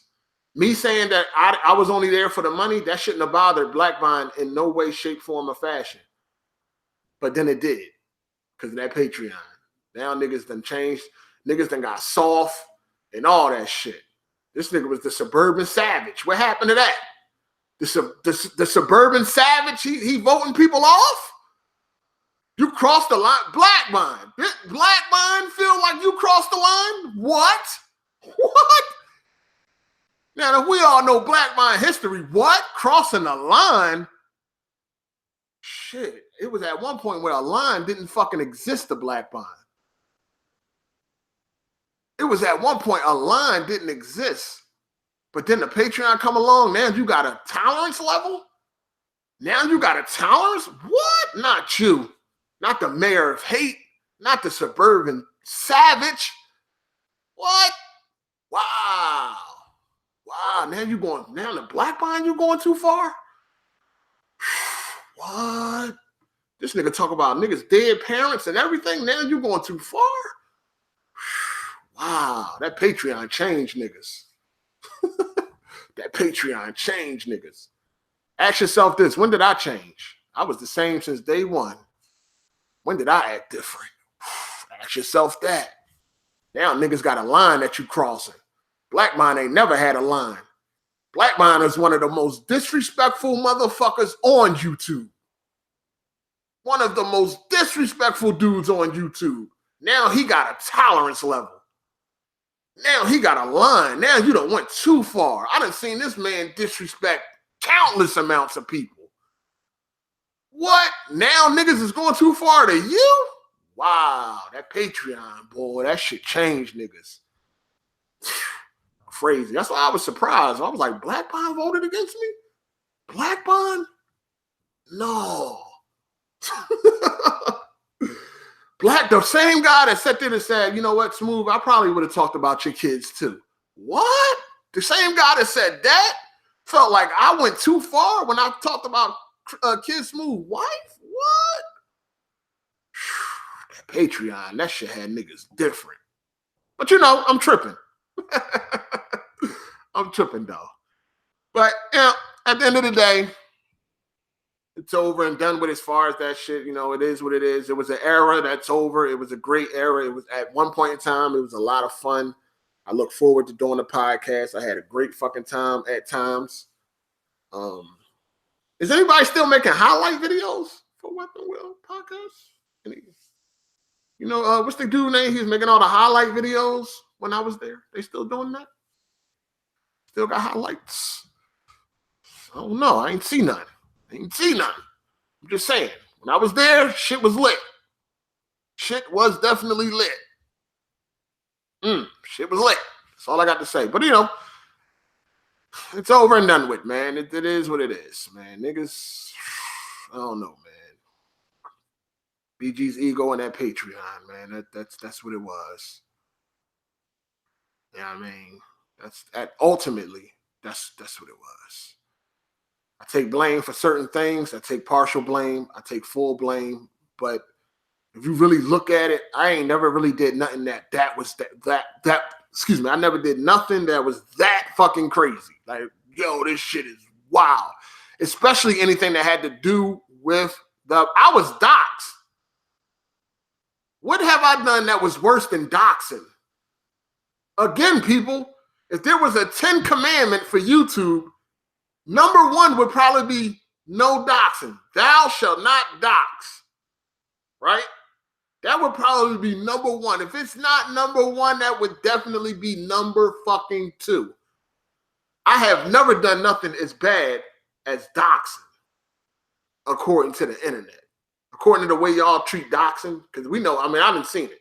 Doxing to have that'll end your career. That'll end your YouTube career if you dox somebody. I've never done nothing that bad. Never. You see what I'm saying? When it comes to the worst shit that ever went down on Weapon Wheel, when it comes to the craziest, most disrespectful shit that ever went down on Weapon Wheel, I don't even hold that title. I don't even hold that title. Niggas done threatened to kill niggas. Niggas done talked about people dead parents. Niggas done talked about people girlfriends. All types of niggas done doxed. So even when it comes to the most savage shit done on that podcast, I don't even hold that title. Because most people would get that title to Jack Move for doxing. Or trying to dox or whatever. You see what I'm saying? Shit, think about that, people. This shit bigger than Nino Brown. This shit bigger than Nino Brown. But, you know, as far as all of the issues I had with Jack Move, Bond, Kids Move, we don't have no issues now, you know what I'm saying, as far as I know. No, we don't have no, we good. I don't have no problem with Bond for real. Like, I don't really have no problem. I follow Bond on Twitter, and Bond follows me on Twitter, and we talk to each other from time to time. I don't really have no problem with Bond at all because of, even though I was surprised of what Bond did, I was really surprised on the premise of why he voted against me. But at the end of the day, Bond always been upfront about how he gets down. You know what I'm saying? So you can't be too surprised. You know what I mean? When it comes to what he did. Bond has always been, he never like perpetrated, like the way BG acting now is something Bond never did. You know what I mean? From the outside looking in, everybody would have been like, yo, BG and Hard8 was friends. But now BG is trying to play it like, no, we was never really friends like that. Like, we was cool, but it wasn't like that. Like, that's how he's trying to play it now. And I never got that impression, and nobody else around us ever got that impression. So that's why I can't really be mad at Bond, because Bond has always let you know where he stands from the get-go. So you won't be confused if shit go fucking left. I was just confused on his reasoning, not really that he actually did it. I was just confused on why he did it. You know what I'm saying? But other than that, I never was really too mad at Bond because he always let you know from the rip, like, yeah, I don't fuck with y'all niggas like that. I don't fuck with none of y'all niggas on the internet. Y'all nothing but NPCs to me. Y'all don't even exist.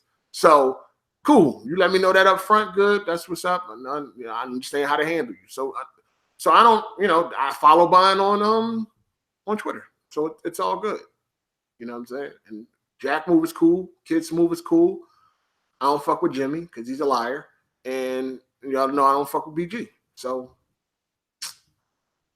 that's about it, man. You know what I mean? You know what I mean? The shit that happened between us, it happened, and it's pretty much over with. As far as Jack Move, Kids Move, and Bond.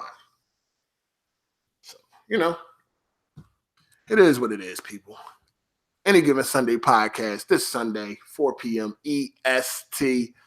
I believe we're going to have Wingy Gaming on that thing. And I think we might have a few somebody else. Ravish, he working. But other than that, things probably could have been handled differently at times by me. But when it comes to the worst things ever done on that podcast, I do not hold that title. Most people would say Jack Move hold that title. Not me. When it comes to the worst things done on that podcast. Some crazy shit. And it's all good. We always got through it. You know what I'm saying? We always got fucking through it. And then when that Patreon came into contact, that's when it was like niggas need to be held accountable and all that. And shit just got corny and shit just got out of hand. So it is what it is. Anyway. Anybody want a few questions? Anybody got some questions or maybe something that I forgot that y'all need me to speak on real quick? Let me know down in the comment section. If I missed any super chat, I apologize, but I appreciate anybody that did super chat if I missed you. But good looking out. You know what I'm saying? Damn, this shit was almost like 3 hours. Niggas had the raps. You know what I mean? Do I miss Renee? What? Fuck no.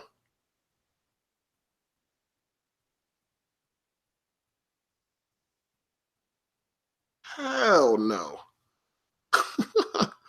Y'all niggas funny. What about Lemmy wanting to fight me?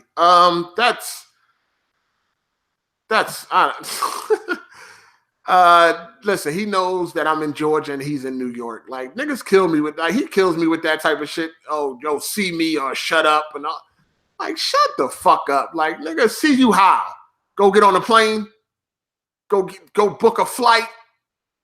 You know what I'm saying? Like, nobody ain't gonna see you, so stop. Those are empty threats to me. Those are threats that those are threats when a motherfucker try to make it look like they really tough or they really about that life. Like, it can't happen, so stop it.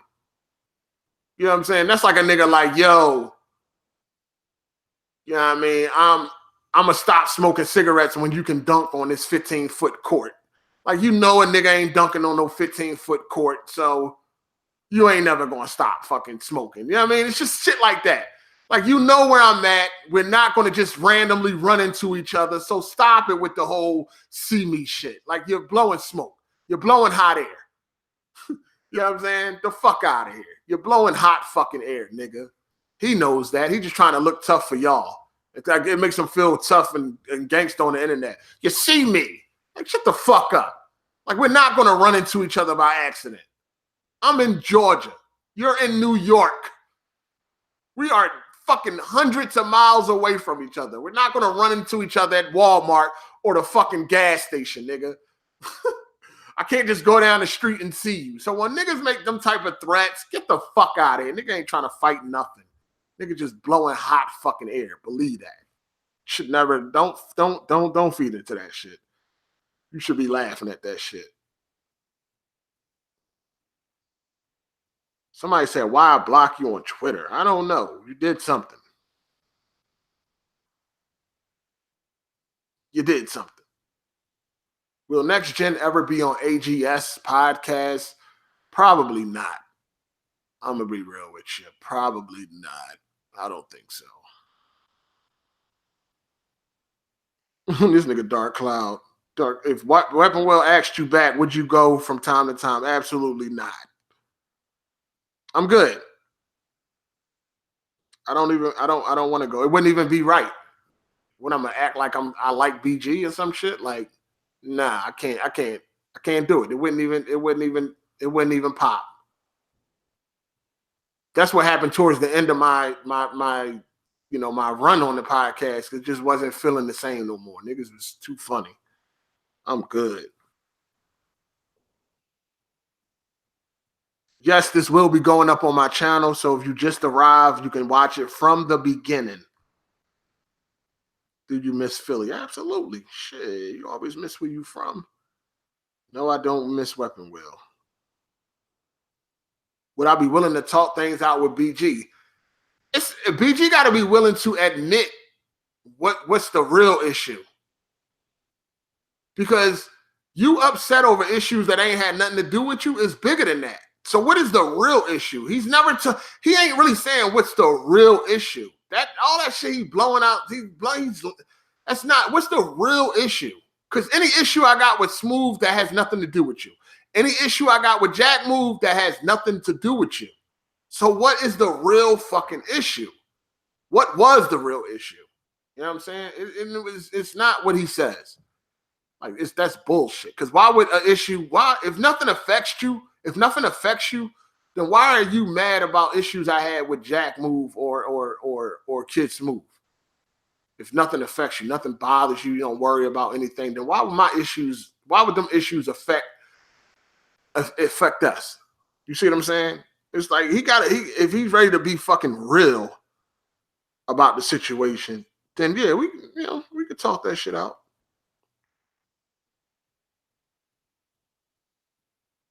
It's funny because you used to bully him when he first came on. You talking about Jimmy? Yeah, I used to bully his faggot ass. I didn't know who he was. I'm like, who the fuck is this dude? He just used to say dumbass shit out of his mouth. He was a fucking clown. Ain't Jimmy like 6'4", 480 pounds? He probably is. Probably is. He said, meet at Temple.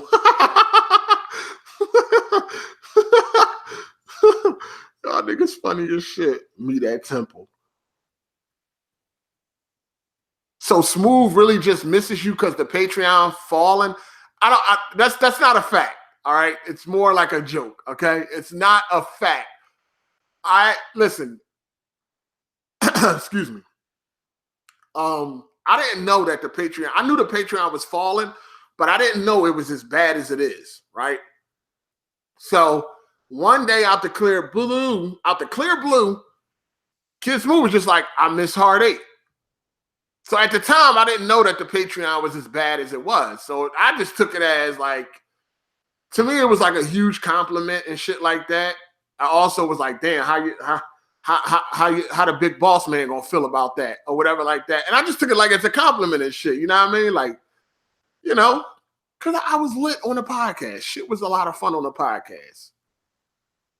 But then once I seen the Patreon, I'm like, oh, okay. Now I know why Smooth misses me. Because look at what happened to that Patreon since I left. So I don't really know for a fact if that's why. It's more like I'm just joking around and shit. I mean, Smooth would have to confirm that. But I just kind of like put 2 and 2 together. Like, hold on. Patreon low as fuck. Smooth said he missed me a couple weeks ago. Okay, now that makes sense. All right, now that makes sense. Because that came out of nowhere. Like, I miss Hard 8. I'm like, what? Cool, it's a compliment. Thank you for the compliment or whatever. But it's like, where the fuck that come from? So now it's kind of like you kind of got some context now. Like, oh, okay. Now I see what's going on. That motherfucker. Okay. So, yeah, I don't really know if it's a fact, but, just a funny joke. You know what I'm saying?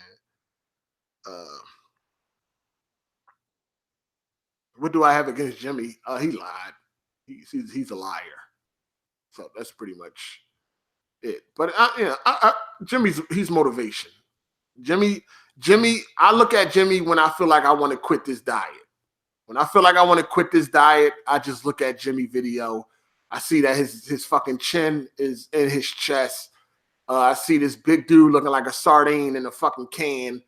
This big overweight, sloppy, fat dude. I just be like, you know what? I'm going to stay. I'm going to stick with this. I'm going to ride this out. You know what I'm saying? He's motivation. That's what Jimmy is. He's my motivation. When I feel like I want to quit, I look at Jimmy and I say, you know what? Don't do it. Jimmy is the diabetic gangster. Nah, I don't want to be that. So that's it. Jimmy's my motivation. Hey, bro, getting rid of Blaze 4K was the best thing you done for the pod. Fuck that bitch made artistic retard. He's Silent Rev, bitch. Blaze 4K, man. I don't know. I don't talk to Blaze 4K no more. Yep, don't talk to Blaze 4K no more. I don't know what happened. I don't know. You know what? That could be a separate video. Because I got some theories on what happened with me and Blaze, or what happened with Blaze in the podcast. But I don't know. I might do the video. I might not. But I got a couple of theories. I got like 3 ideas on why I think Blaze stopped coming to the podcast and why he stopped talking to me and shit. So yeah, it is what it is. Me and Blaze friendship wasn't built on a solid foundation to begin with. It wasn't an organic friendship to begin with. So it could always fall apart. And I'm not going to go into details right now because this ain't the time. I may make a video about that. I don't know. If this live stream get 2,000 likes, we might talk about Blaze next. I don't know. But something definitely is fishy going on with that situation too. You know what I'm saying? Because I know I don't fuck with Rev. He blocked me on Twitter. I don't fuck with Rev. So, like, to me, like, Rev is a fake ass gamer to me. Like, he's just a fake gamer. He started gaming like the 360 era. I don't respect him as a gamer at all. Like, I don't give a fuck about his opinion when it comes to gaming. Because he ain't really about this gaming life and shit. Like, so I don't really like Rev. And plus, that shit his son said that time, I didn't really like that shit. That was some racist ass shit. So I don't really fuck with Rev. And not that, it's not like I got a problem with his son, because his son got it from somewhere. Probably his dad. But anyway, nah. You know what I'm saying? So I don't know. It probably got something. You know, Rev is his butt buddy and shit. So it probably got something to do with that. But I never asked him and shit. I never asked him, like, what happened, why you stopped showing up to the podcast. I just really didn't give a fuck. I just was like, whatever. You know what I'm saying? But I got some ideas on why I think he stopped showing up. I may talk about it, I may not. I don't know. It's all good. This nigga said on AGS, what does each member bring to the table?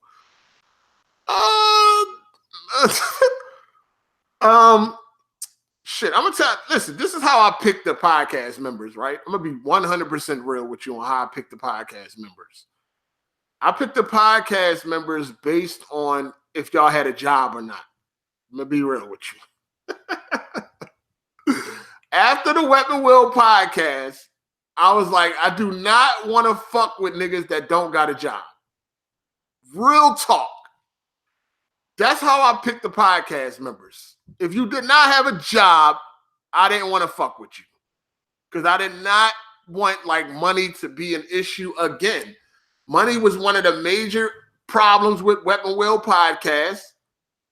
You know what I'm saying? Niggas being fucked up and they need that extra little coin. So I was like, when I pick these members, they got to have a job. I pretty much picked y'all on having a job. I'm be real with you. I mean, y'all niggas was cool, but the main criteria was, do this nigga got a job?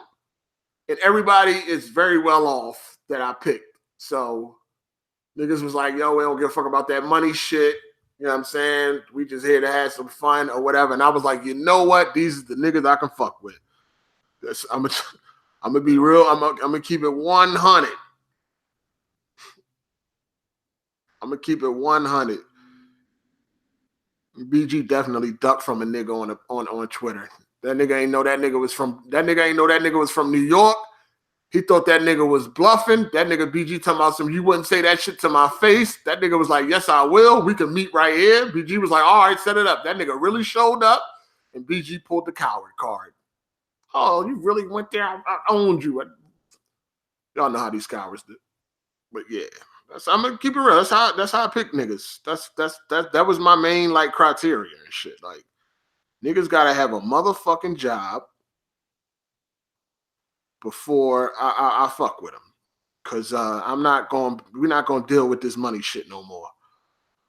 You know what I mean? Shout outs to Truth Hurt. He says Rev is a racist, misogynist, and Blaze is his spliff star.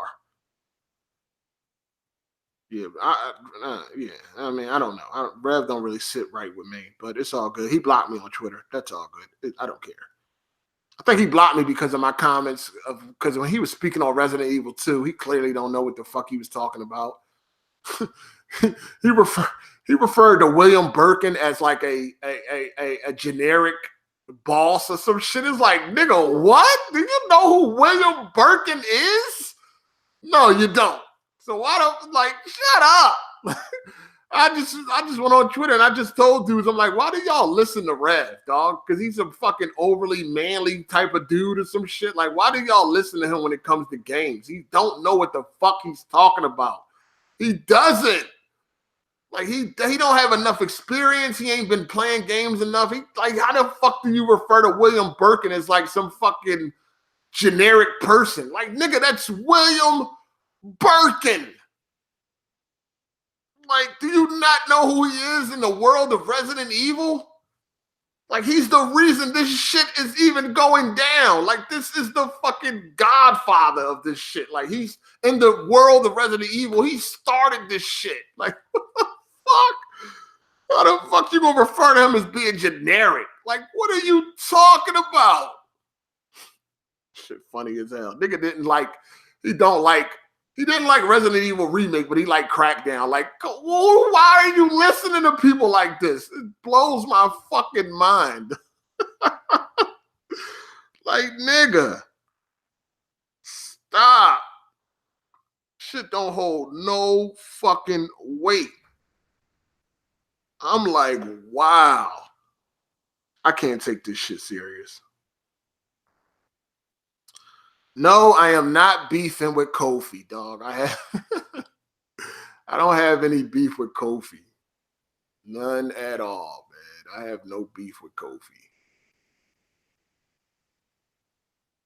No beef. If I had beef with Kofi, you would know. I have no beef. He act like a faggot sometimes, but I have no beef.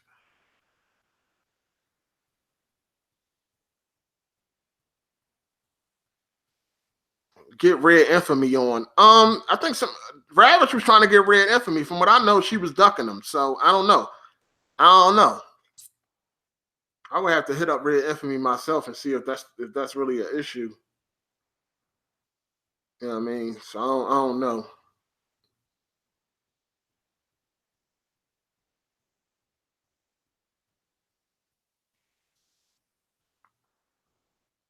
Anyway, I'm about to get up out of here. I think I spent enough time with you fellas. You dig? Feeling real good about myself right now. So I've been on my diet for a week. I started last Tuesday, and I lost over 10 pounds already. Actually, I had lost 10 pounds. It was less than a week. I had lost 10 pounds like in 4 or 5 days. I'm starving the shit out of myself. I ain't even gonna lie. I'm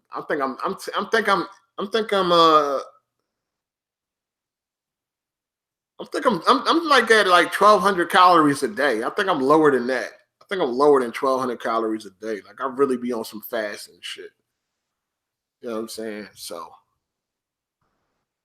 shit going, it's a lot harder, you know what I mean? Nigga be ready to quit this shit. Like, real talk. Like, man, fuck this shit. Fuck it. But, you know, just gotta have discipline, man. I'm gonna stay strong as long as I can. Hopefully I don't quit. But, you know, it's all good. People saying 2019 the worst year for gaming. I mean, yeah, you know, we see that. I wonder what they're comparing that to. What's been the worst year for gaming so far? Like, in order to come up with that that opinion, what are you comparing it to? What year are you comparing it to? That it's worse than. You know what I mean? Like, what's the comparison? I don't know. I mean, we had a couple bad games, but we got some good games coming out, man. We got Devil May Cry scoring high, Shakiro, whatever that shit look like, that's gonna be pretty good for people. You know what I mean? You got Mortal Kombat 11 and shit like that. Like, it ain't over yet, man. It ain't. I mean, February was a pretty bad fucking month, but we still got a lot of good games coming. That Far Cry shit, New Dawn or whatever that shit called, wasn't that pretty good? I mean, I don't know. We'll see.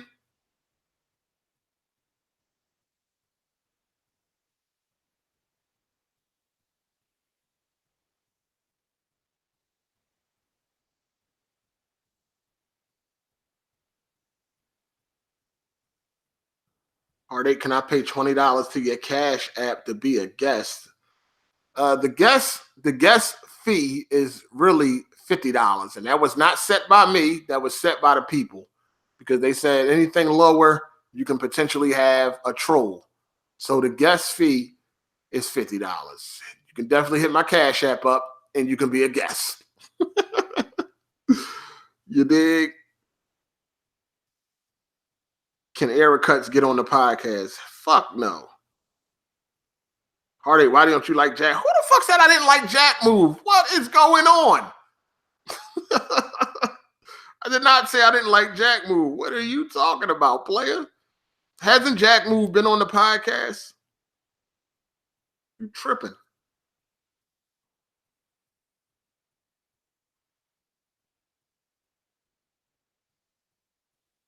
You tripping, man. Shout outs to One Up Chuck. He said he dropped 20 pounds since he moved to his new place because the food is ass. Hard8, what's your meals? My meals is fucking bird food right now. My meals is pretty much the same as they was last time and shit. I ain't changed it up yet because I'm just trying to get down to a certain weight before I start fucking around with like other foods and shit. But my meals right now is just rice, broccoli, and grilled chicken.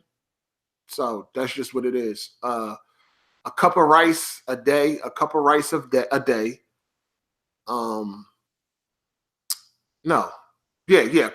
a day, and I believe 2 cups of broccoli and 6-ounce piece of chicken, grilled chicken. And I eat like 2 of those a day. And then I got my protein shakes, and that's pretty much it. I'll be hungry than a motherfucker, but I'm just trying to stay focused.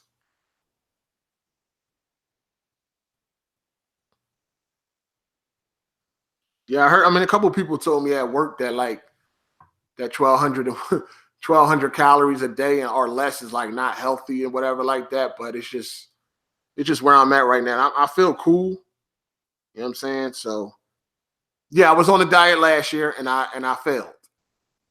I was successful, then I failed. I was on a diet last year. I lost 70 pounds. I lost 70 pounds in 2 months. And then I relapsed. I failed. And then I failed, and I pretty much gained like all that weight back. You know what I'm saying? Because I was just like, fuck it, I don't care. But yeah, I failed. You know what I'm saying? I lost 70 in 2 months, and then I failed. But that was way easier at that time. This time it's way harder. It's way harder. Eat more protein to build muscle, and having more muscle burns more calories. Oh, okay. All right, well, I got protein shakes. So, yeah. I will not own a Switch unless somebody buys one for me. Other than that, I don't want a Switch. Someone bought one for me, I would play it, but I'm not buying one. Nah, I'm good. In game is next month. It definitely is. Clifton the colored milkman. LOL, they made that interview sound like Surviving Hard8. Shout outs to Wingy and AGS. Didn't they? Didn't he try to make it seem like I mean, oh, it's more enjoyable to do now? Like, so what? Oh, y'all niggas was struggling to come because I was like, it's just fun. They really was overdoing it. You know what I mean? They really was overdoing it. But it's all good, dog. It's cool. Notorious Dre, $50, nigga. I did not set that price. The people set that price. They said that's the way you weed out trolls, because if it's at a low price, you can get people that are troll, come in, give the link out to everybody and all that shit. I did a live stream to come up with the price for guests, and the people was like $50 is cool. So that's what it is. You know what I'm saying? The people said that. Get one of them old chicks that used to do your outro. I can get some chicks. I can actually get some chicks on my podcast. I just don't reach out to them. I can get a couple chicks on my podcast. That's not a problem.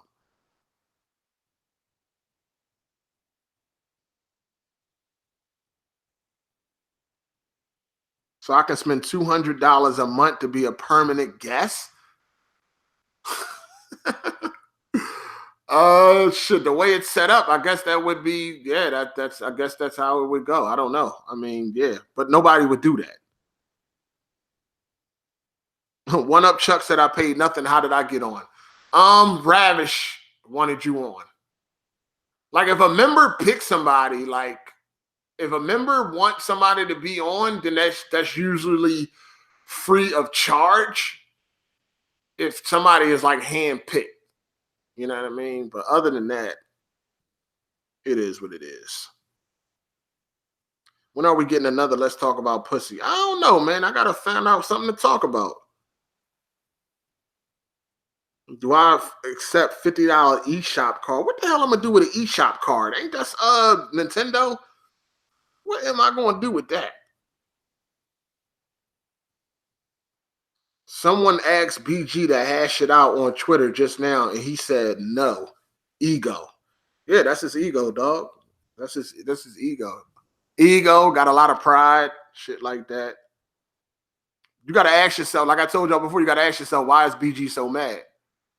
If me and Kid Smooth can go through what we went through and patch things up, and me and Jack Move can go through what we went through and patch things up, why the fuck is what did me and BG go through that was worse than that? What did me and BG go through that was worse than doxing? What did me and BG go through that was worse than talking about somebody's wife? In both of those instances, we was able to patch things up. But yet, we can't with BG's problem. What is BG's problem? See what I'm saying? If it ain't his ego, then what is it? Shit real strange. I'm telling you, that shit is strange. Name something right now in the chat that happened between me and BG that's unpatchable. Mind you, keep in mind, me and Jack Move was threatening my family, wishing they die and all that shit. Dox me and him patched that up. I was talking shit about Kid Smooth, wife, and all that shit. Me and him patched that up. Name something that me and BG went through that was worse than those two instances that cannot be patched up. Think about that. It's bigger than Nino Brown. This shit bigger than Nino Brown.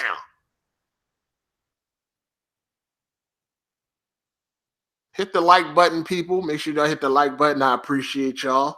Make sure y'all hit the like button. How do I feel about spinach? I like spinach. I like spinach.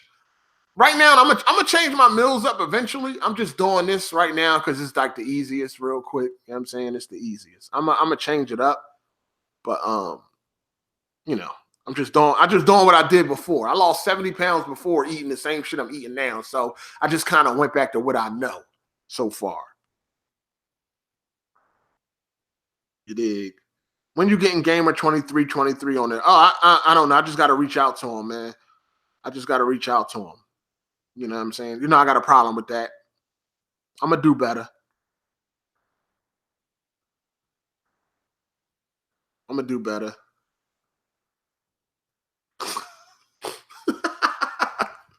Y'all niggas are stupid. BG wants your talent. That's a fact. Envy, man, envy.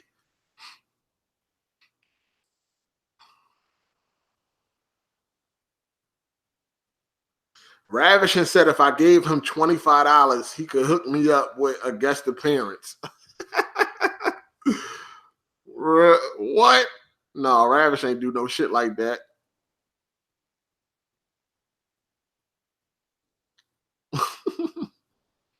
Respucia.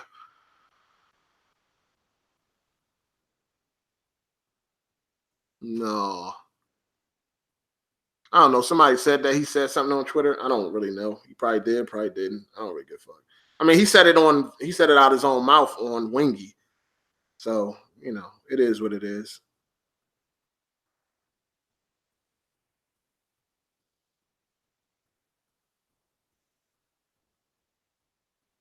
It is what it is. He just don't like you, homie. Yeah, pretty much. Pretty much. Pretty much. And like I said, that shit didn't start until the podcast. Before then, we was homies. After that podcast started, it went downhill from there.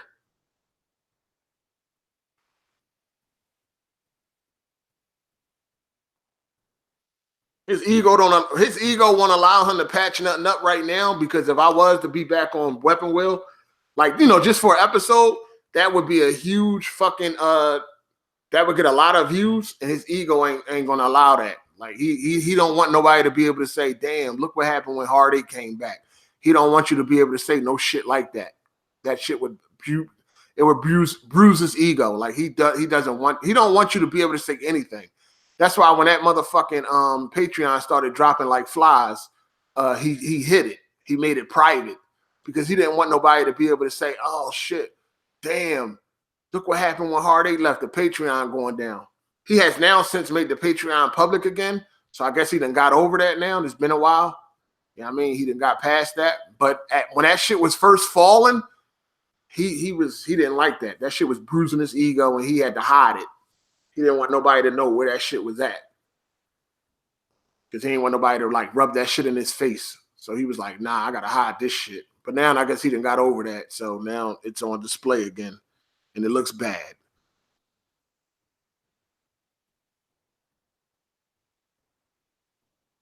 Get Rez on. Nah, no Rez. No Rez. No Rez. And I ain't got no problem with Rez, but nah, no Rez. I see people responding to Resurrection, but I don't see Resurrection comments. Is that nigga blocked? I didn't block him. Did I block Resurrection? I did not block Resurrection. I don't know. I don't see it, but I see it. I don't know. I don't have a problem with Kofi. I don't have a beef with Kofi. If it looked like I have a beef with Kofi, I don't know why it does, but I don't. I don't have a beef with Kofi, dog. We just was going back and forth over kitty games. That's not nothing to have a beef over. He act like a faggot sometimes with his subliminal tweets and all that shit, but I don't have a beef with Kofi.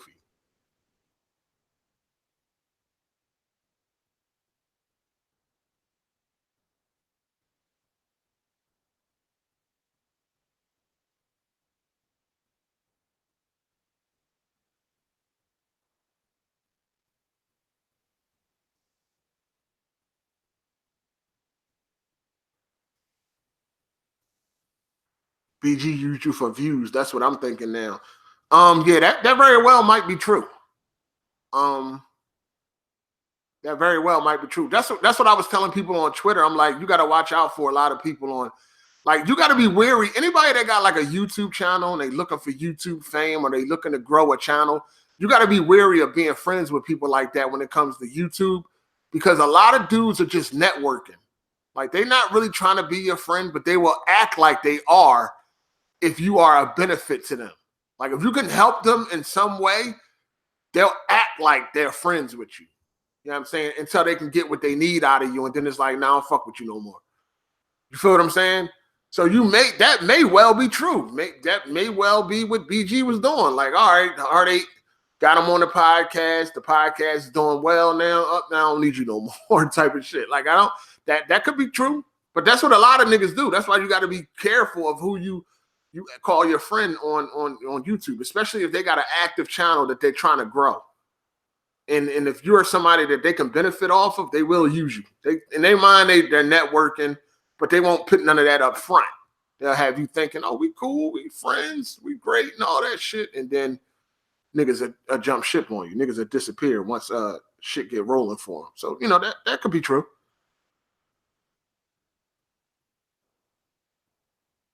If you go to E3 and meet BG, y'all can patch things up. I would bet that he would want to patch things up if I was in front of his face. Bet he would want to patch things up then. Does Rich from Review Tech count as famous? What are y'all talking about? What is y'all talking about? He privated the Patreon again? You lying. No, you're lying. That would be funny as shit. You lying.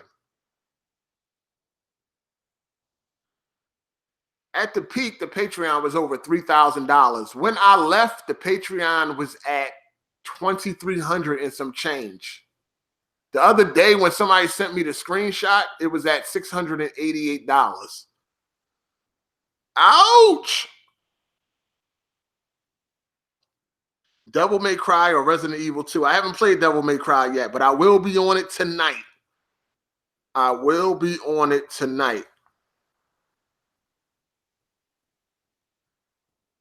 Yo, shout out. Kofi's in the chat right now. Shout outs to Kofi. Why people want me and Hard8 to beef so bad? Niggas love this drama. They definitely love drama. That's a fact.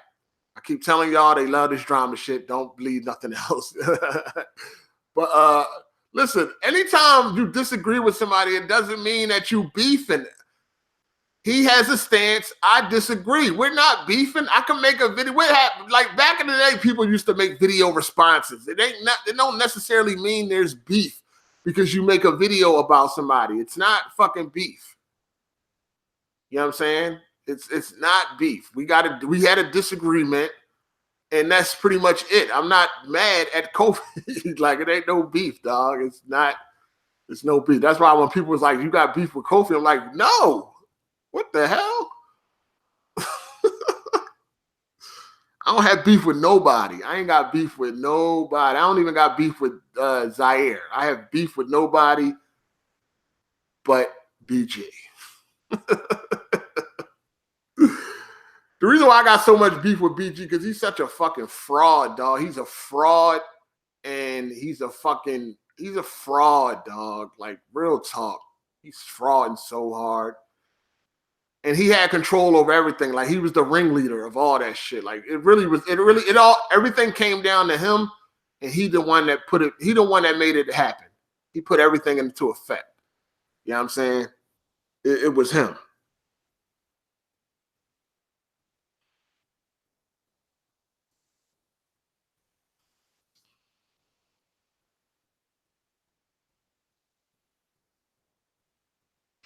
Anyway, how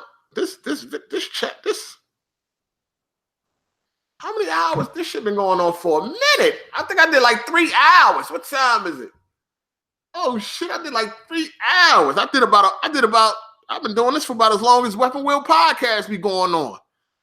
Ain't Weapon Wheel Podcast like 3 hours now? Is it 3 hours plus after party, or is it 3 hours with the after party? I've been doing this for about as long as Weapon Wheel Podcast, man. I can already see niggas' defense now. Like, oh, this nigga did a 3-hour podcast. Like niggas don't sit in podcasts for 3 hours week in, week out. Shit, funny. BG definitely in here listening. He in here. He in here listening and blocking niggas. You already know that nigga frauding. He talking about he never watched AGS. Nigga, please. Black Bond is BG right-hand man now. BG used to hate Black Bond. They best buddies now? You lying. They best buddies now? No.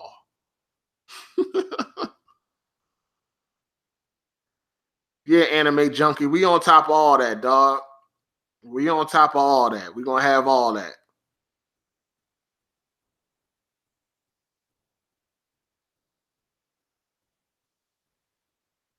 BG just blocked me. I don't even talk to him. Yo, if you telling the truth, that's crazy. Shout outs to Brown and Proud. He said, thanks for the entertainment. 8 priceless. Hey, man, that's all I'm here for, man. Somebody said they just got blocked by BG. I don't know. Sometimes dudes to be lying. I had to block a nigga yesterday for lying. But if he really did block you and you never said nothing to him, that's crazy. We already know he be laying stuff. He admitted that shit.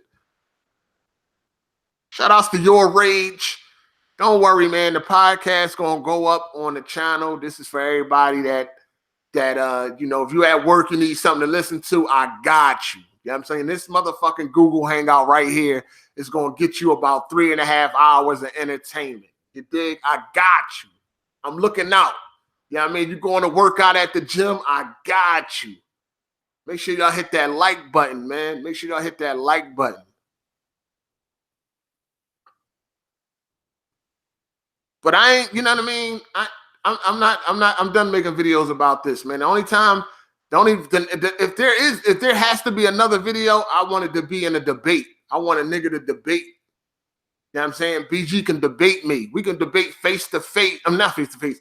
We can debate on a hangout.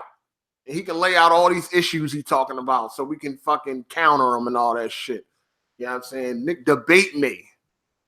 You know what I mean? Let's talk. Let's get in a 1v1 debate and we can really say what was an issue and what wasn't an issue. We can really put everything out there so it ain't his word against mine. It could be face to face. Niggas can counter back and forth and we can really get to what's really going on. You know what I'm saying? Shout out to Game of Lives Matter. He said, how you feel about Jimmy and Bond? Y'all cool? I don't have no problem with Bond. You know what I'm saying? Jimmy, fuck Jimmy. You know what I'm saying? Fuck a Jimmy. You know what I'm saying? I know people want me to roast Jimmy, but he fuck around and eat that shit. He loves roast. So fuck Jimmy. But nah, you know, fuck that nigga. You dig? Bond is cool because Bond always been up front with the way, with how he is. You know what I mean? He ain't never perpetrate. He ain't never hide. He ain't never, you know, Bond never pretended to be like a friend when he wasn't. You know what I'm saying? He always let you know from the right up front what it is. So I can only respect that. You dig? I was surprised on why Bond voted me off, but at the end of the day, I wasn't mad at Bond because Bond already let you know from the rip, listen, I'm not your friend. So it's all good. You know what I mean? It's all good. But as far as Jimmy, fuck Jimmy. You know what I'm saying? Jimmy giving out bottomless threats. Oh, see me or shut up. Like, okay, Jimmy, next time I go to Walmart, if I happen to bump into you, I'ma see you, nigga. Next time I go to the corner store, we don't even have corner stores down here. Next time I go to the gas station, if I bump into you, nigga, I'ma see you. Like, nigga, you're 1,500 miles away, like, give or take. Like, yeah, I'm really gonna see you by accident sometime. Like, that's just bottomless threats. He's just trying to threaten, make himself feel good and all of that shit. Come on. We're never gonna run into each other, dog. It's just not gonna happen. So all of that, see me, we can fight, like, knock it off. You know what I mean? Knock it off. You can't even beat a fork and a spoon. So how the fuck you gonna do something with me? Like, you can't even put a fork and a spoon down. The fork and spoon is whooping your ass. You know what I'm saying? But you want to fight. Like, nigga, what? Nigga, what? A fork and spoon is beating the bullshit out you. How the fuck you gonna fight somebody? Motherfucking meatballs, niggas, whipping your motherfucking ass. Nigga, the width of the door that you gotta climb your big ass out when you squeeze out that car is whipping your ass. How the fuck you gonna fight somebody else? The fuck? You can't even beat the width of the door.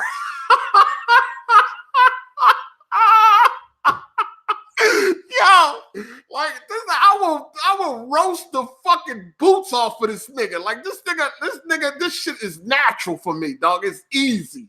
I will get you the fuck out of here so motherfucking fast, dog. Relax. I will get this nigga the fuck out of here. Like, stop it. This stop it, dog. Don't even do it to yourself. You know what I'm saying? Stop it. I would destroy this nigga. I will roast this nigga, but he probably get hungry. I'm not even gonna do it, man. But chill. This nigga talk about some hard A to snitch. What crime was committed? I'm sorry. What crime was committed? I'm trying to figure this shit out.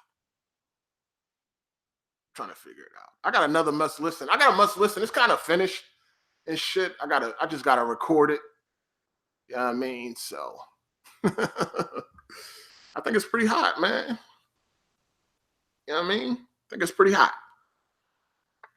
Anyway, I would kill a nigga, man. This roast shit is too easy. It's too easy, man. But anyway, I'm about to get up out of here, people, man. I had fun with you. I'm home alone. You know what I mean? This is, my girl around. I can't do shit like this. You know what I'm saying? She'll roast me. She'll roast the bullshit out of me. You talk about, who you talking about? You talking about them nut ass niggas? What the fuck is wrong with you? I'll be scared. I don't want to hear it. She roast the shit out of me and shit. I'm not gonna lie. Yo, one day I was watching. Oh, yeah, I was watching a BG video. Yeah, I was watching a BG video. Real talk. I swear to God on my sister, dog. Like, yo, on my grandmother. I'm watching a BG video and shit. I think it was like a review or something. I'm not sure what was it. I'm not sure if it was Crackdown or something. It was like a review. I'm watching a BG video and shit, right? She was like, I'm watching it on my phone and shit. She was like, what you watching? I know you ain't watching them nut ass niggas from that podcast. That sounded like what she said. She was like, that sounded like BG or who else she named? She said Jack Move, but she gets them like mixed up sometimes, and I'm like, I'm cool with Jack Move. Like she be getting them mixed up. She's like, why you watching that nut ass nigga? She was like, what, you missed that nigga? Like she started roasting me, dog. I'm like, because at first she was like, who that? I'm like, oh, it ain't nobody. I'm just watching the video and shit. Like I didn't want to tell her who it was because I already knew she was gonna go in. She was like, that sounded like one of them nut ass niggas off that podcast. Who that? BG Jack Move, one of them niggas? I'm like, no. I'm like, what the fuck you watching him for? What, you miss him? I'm like, no. I'm just, this is not a fucking game. Like I'm just listening to something and shit. Like I had to turn the volume down and shit. Like, God damn, I can't even watch no shit. I swear to God, dog, she started roasting the shit out of me, man. Yo, I gotta chill, man. Shout out to Game Lives Matter. When you do a ride with Jimmy, if I pay the gaming community tax to send you up there, a shout out to the haters in my chat. I donate what I want. Why don't you? I'm busy. I got shit to take care of. I can't go up to New York and ride in dusty, musty ass car. But yeah, man, she went in on me, man. She like, what, you missed them niggas and shit? I was like, nah. I felt all embarrassed and shit. I'm like, man, I ain't watching no more of them videos around her. Like, fuck that. I ain't watching no more shit around her no more. She was like, them nut ass niggas, man. Man, that shit was crazy. So I gotta do this video when she ain't around, dog. I had to talk about this shit and shit. You know what I'm saying? Hopefully she don't see it and shit. She's gonna start going in on me and it's just like, oh man, this shit crazy. Anyway. All right, man. We had fun, man. We're gonna get up out of here, man. It is what it is, man. I said my piece. You know what I mean? Just wanted to address a few things that BG said on Wingy podcast and shit like that. He really tried to paint me as like this, like I was the reason for everything happening and shit like that. And he was claiming he don't have no problem with me, or he don't have no problem, he ain't mad at nothing. Nothing bothers him, but yet I'm not on the podcast. Like something had to bother you to be like, you know what, I'm voting him off. Like I want him off. Like something had to bother you at some point. It is what it is. I got my own podcast, Any Given Sunday podcast. The shit is lit. Every Sunday, 4 p.m. EST. We're not doing what other podcasts is doing. They talking about video games all day. We're not. We talking about some shit, dog. You know what I mean? Very entertaining podcast, I think. And we had some fun. I got a lot of unknowns on my podcast, but that's cool. You know what I mean? They're good folks. So make sure y'all check that out. Anyway, I'm about to get up out of here, man. This video will post in a few. Give it time to render. If you just showed up, you can watch it from the beginning. Shout outs to all the super chat supporters. Shout outs to everybody that hit the like button. If you have not hit the like button, do that right now. And it takes a millisecond. Stop being lazy. All right? You know what I mean? Stop being lazy. I'm fighting for my fucking life. I gave y'all niggas 3 hours of my life. Hit the like button. Stop playing with me. Like, use your mind. It take a millisecond. Use your common sense. It take a millisecond to hit that like button. Stop playing with me. I gave y'all 3 hours of my life. Stop playing with me. All right? Shit crazy, man. Shit. I mean, stop playing with me. For real. Gave y'all 3 hours of my life. Anyway, I'm about to bounce, man. I appreciate everybody for coming through. Everybody that stayed the whole time. Appreciate y'all. It was fun, man. It was fun.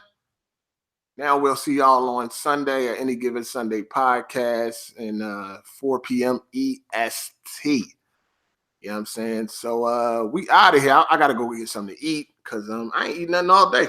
In fact, I ain't eaten nothing in a long time. I don't think I haven't ate anything in like 18 fucking hours. Like, for real. Shit is crazy. I'm telling you, man. This morning, I wanted to quit. I wanted to quit this morning. I'm like, you know what? Fuck this diet shit. I said, fuck this diet shit. Fuck it. Got on YouTube. I looked at a Riding with Jimmy video, and I said, you know what? I got to stay on my diet. I do not want to look like a sardine in a fucking can like that dude in that little ass truck, car, whatever the fuck he in. I don't want to be like that. I can't let the spoon and fork defeat me.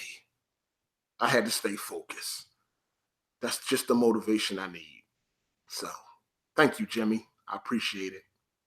You're great. You're great. You should be you should just go to the gym and stand there. Just go to the gym and just stand there and let people see you, and that will make them do more reps. For that person that's struggling to finish that set, when they look over and glance at you, they do 2 more sets. Thank you, Jimmy. I appreciate the motivation, player. I appreciate it. I don't want to fight. Thanks for motivating me. Anyway, I'm out of here, y'all. Thanks for coming through. It's your boy Hard8. Shout outs to all the supporters. Special shout outs to the Patreon supporters. Appreciate y'all. Special shout out to the Super Chat. I appreciate y'all too. And everybody that hit the like button and everybody that rock with me, I get a lot of support. Thank you very much. I will continue to do my part and provide entertainment. Thank you. I'm out of here. It's your boy Hard8. I'm gone. Deuces.